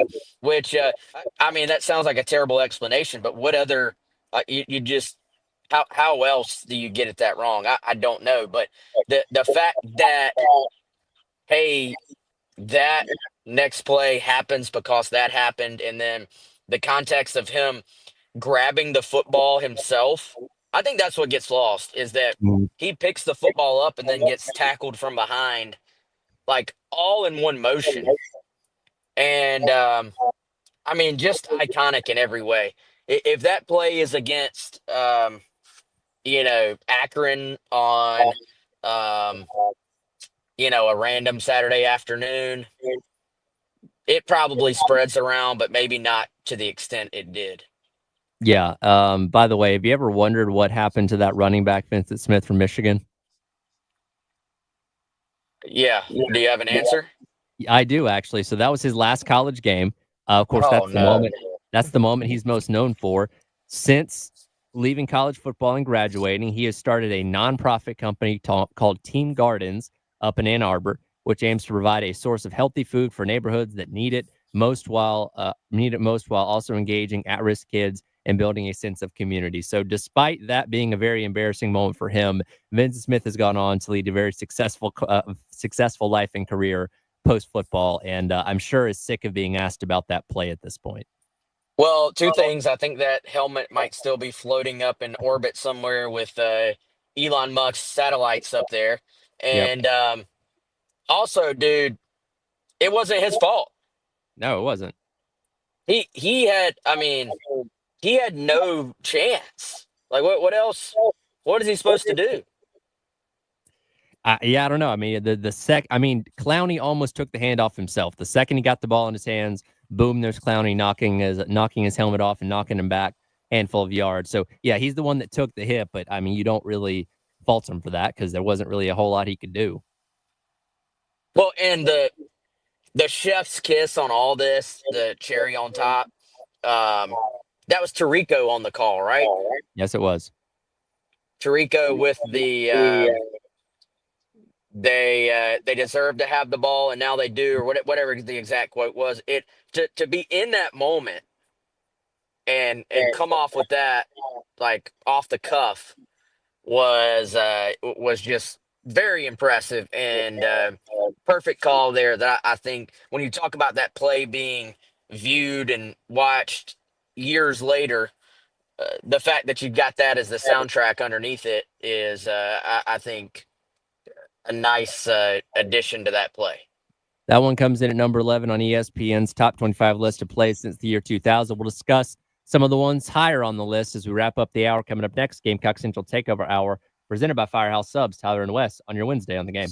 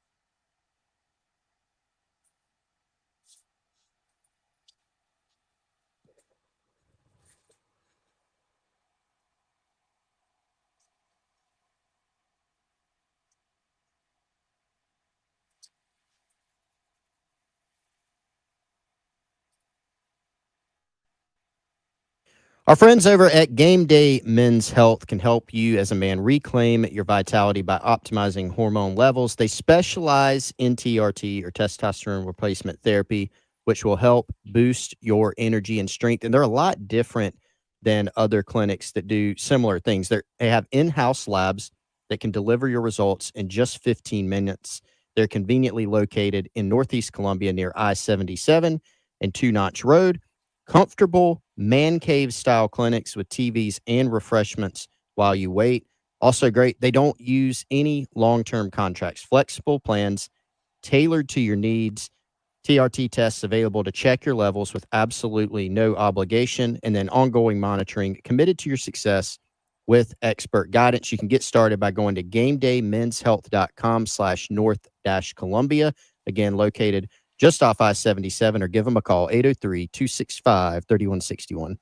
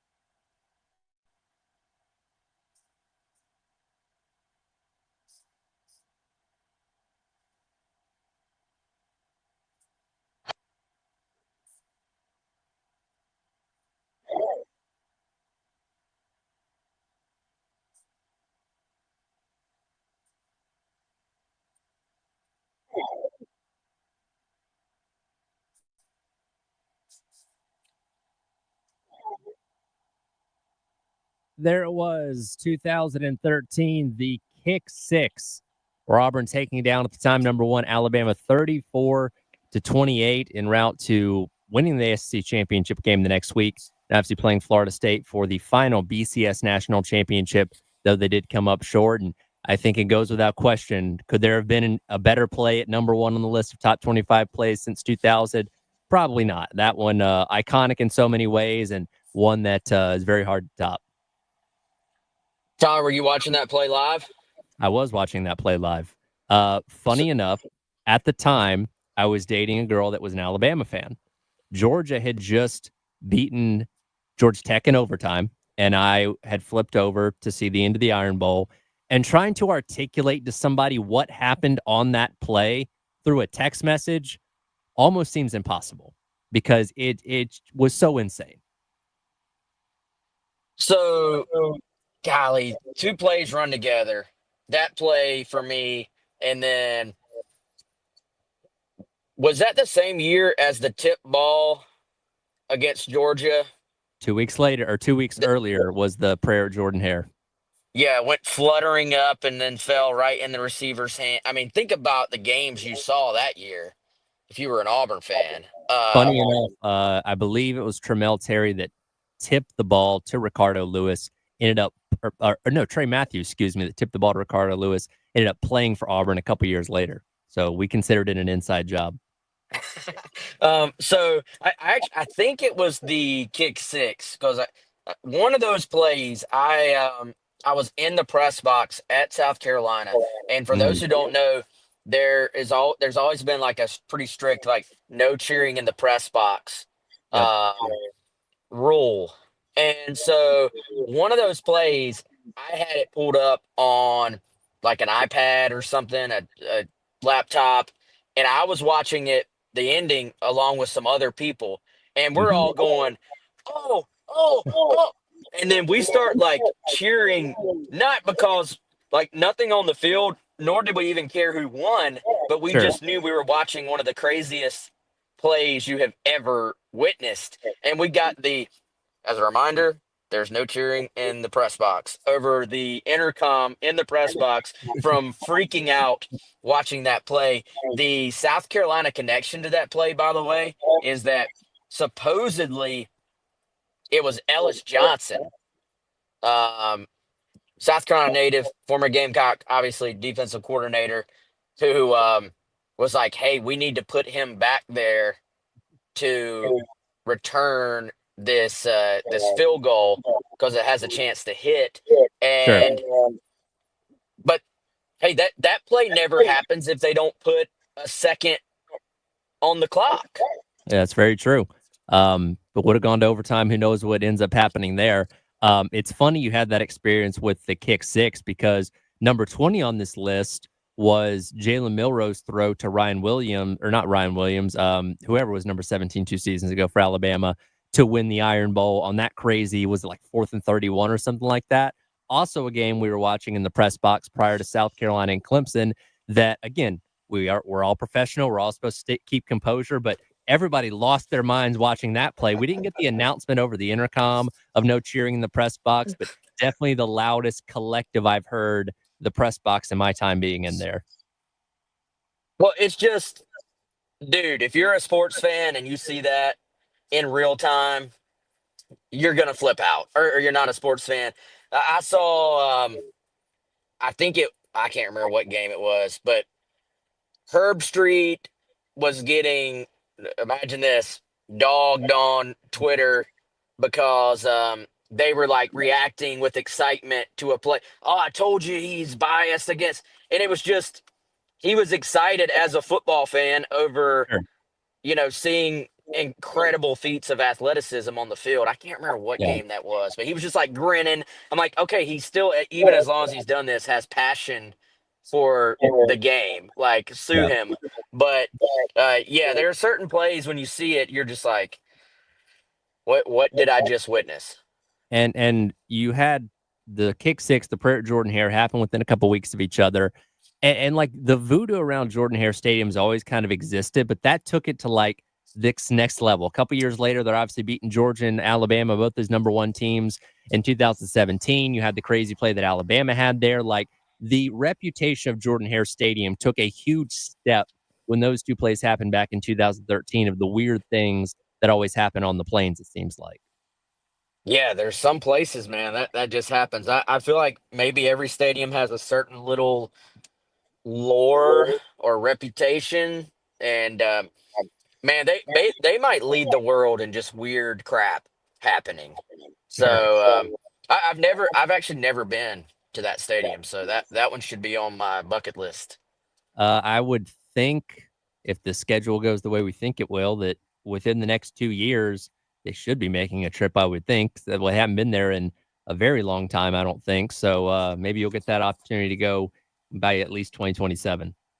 Yeah, hopefully, man. So hey, what was number 2 on the list? Number 2 on the list. That Do you have it in is, front of you? yeah, I'm scrolling back up here. Hold on, I had to scroll down to number 20. Number 2 was, I know this is great radio here. That was I did put you on the spot. the Boise State trick play. Okay. Well, and it was double plays. It was the ladder pass, hook and ladder for the touchdown, and then the Statue of Liberty scored the 2-point conversion to win that led to Ian Johnson proposing to his girlfriend right after that as well. What a moment, man. By the way, speaking of the hook and ladder, this couldn't have been timed any better. I just saw the Firehouse Subs truck pull up here at camp. So how about Perfect. that? Phenomenal. Well, you credit me for my segues. That was a phenomenal segue to always show some love to Firehouse Subs. And hey, if you haven't gotten the spicy hook and ladder yet, you still got a chance to. Yeah, and you better get it now because I saw a billboard on Garner's Ferry. The next limited time offer is rolling along very soon. So if you want it, get it now. But these campers are going to be treated, it appears, once again, to some Firehouse Subs, Tyler. Sounds like it's going to be a good day for them. Have fun out there, and we'll check in with you and Wes on what happens tomorrow. All right, man. Have a good one. All right, that'll do it for the Gamecock Central Takeover Hour presented by Firehouse Subs. Coming up next, it's the halftime show. Myself and the returning Terry Ford up next here on The Game.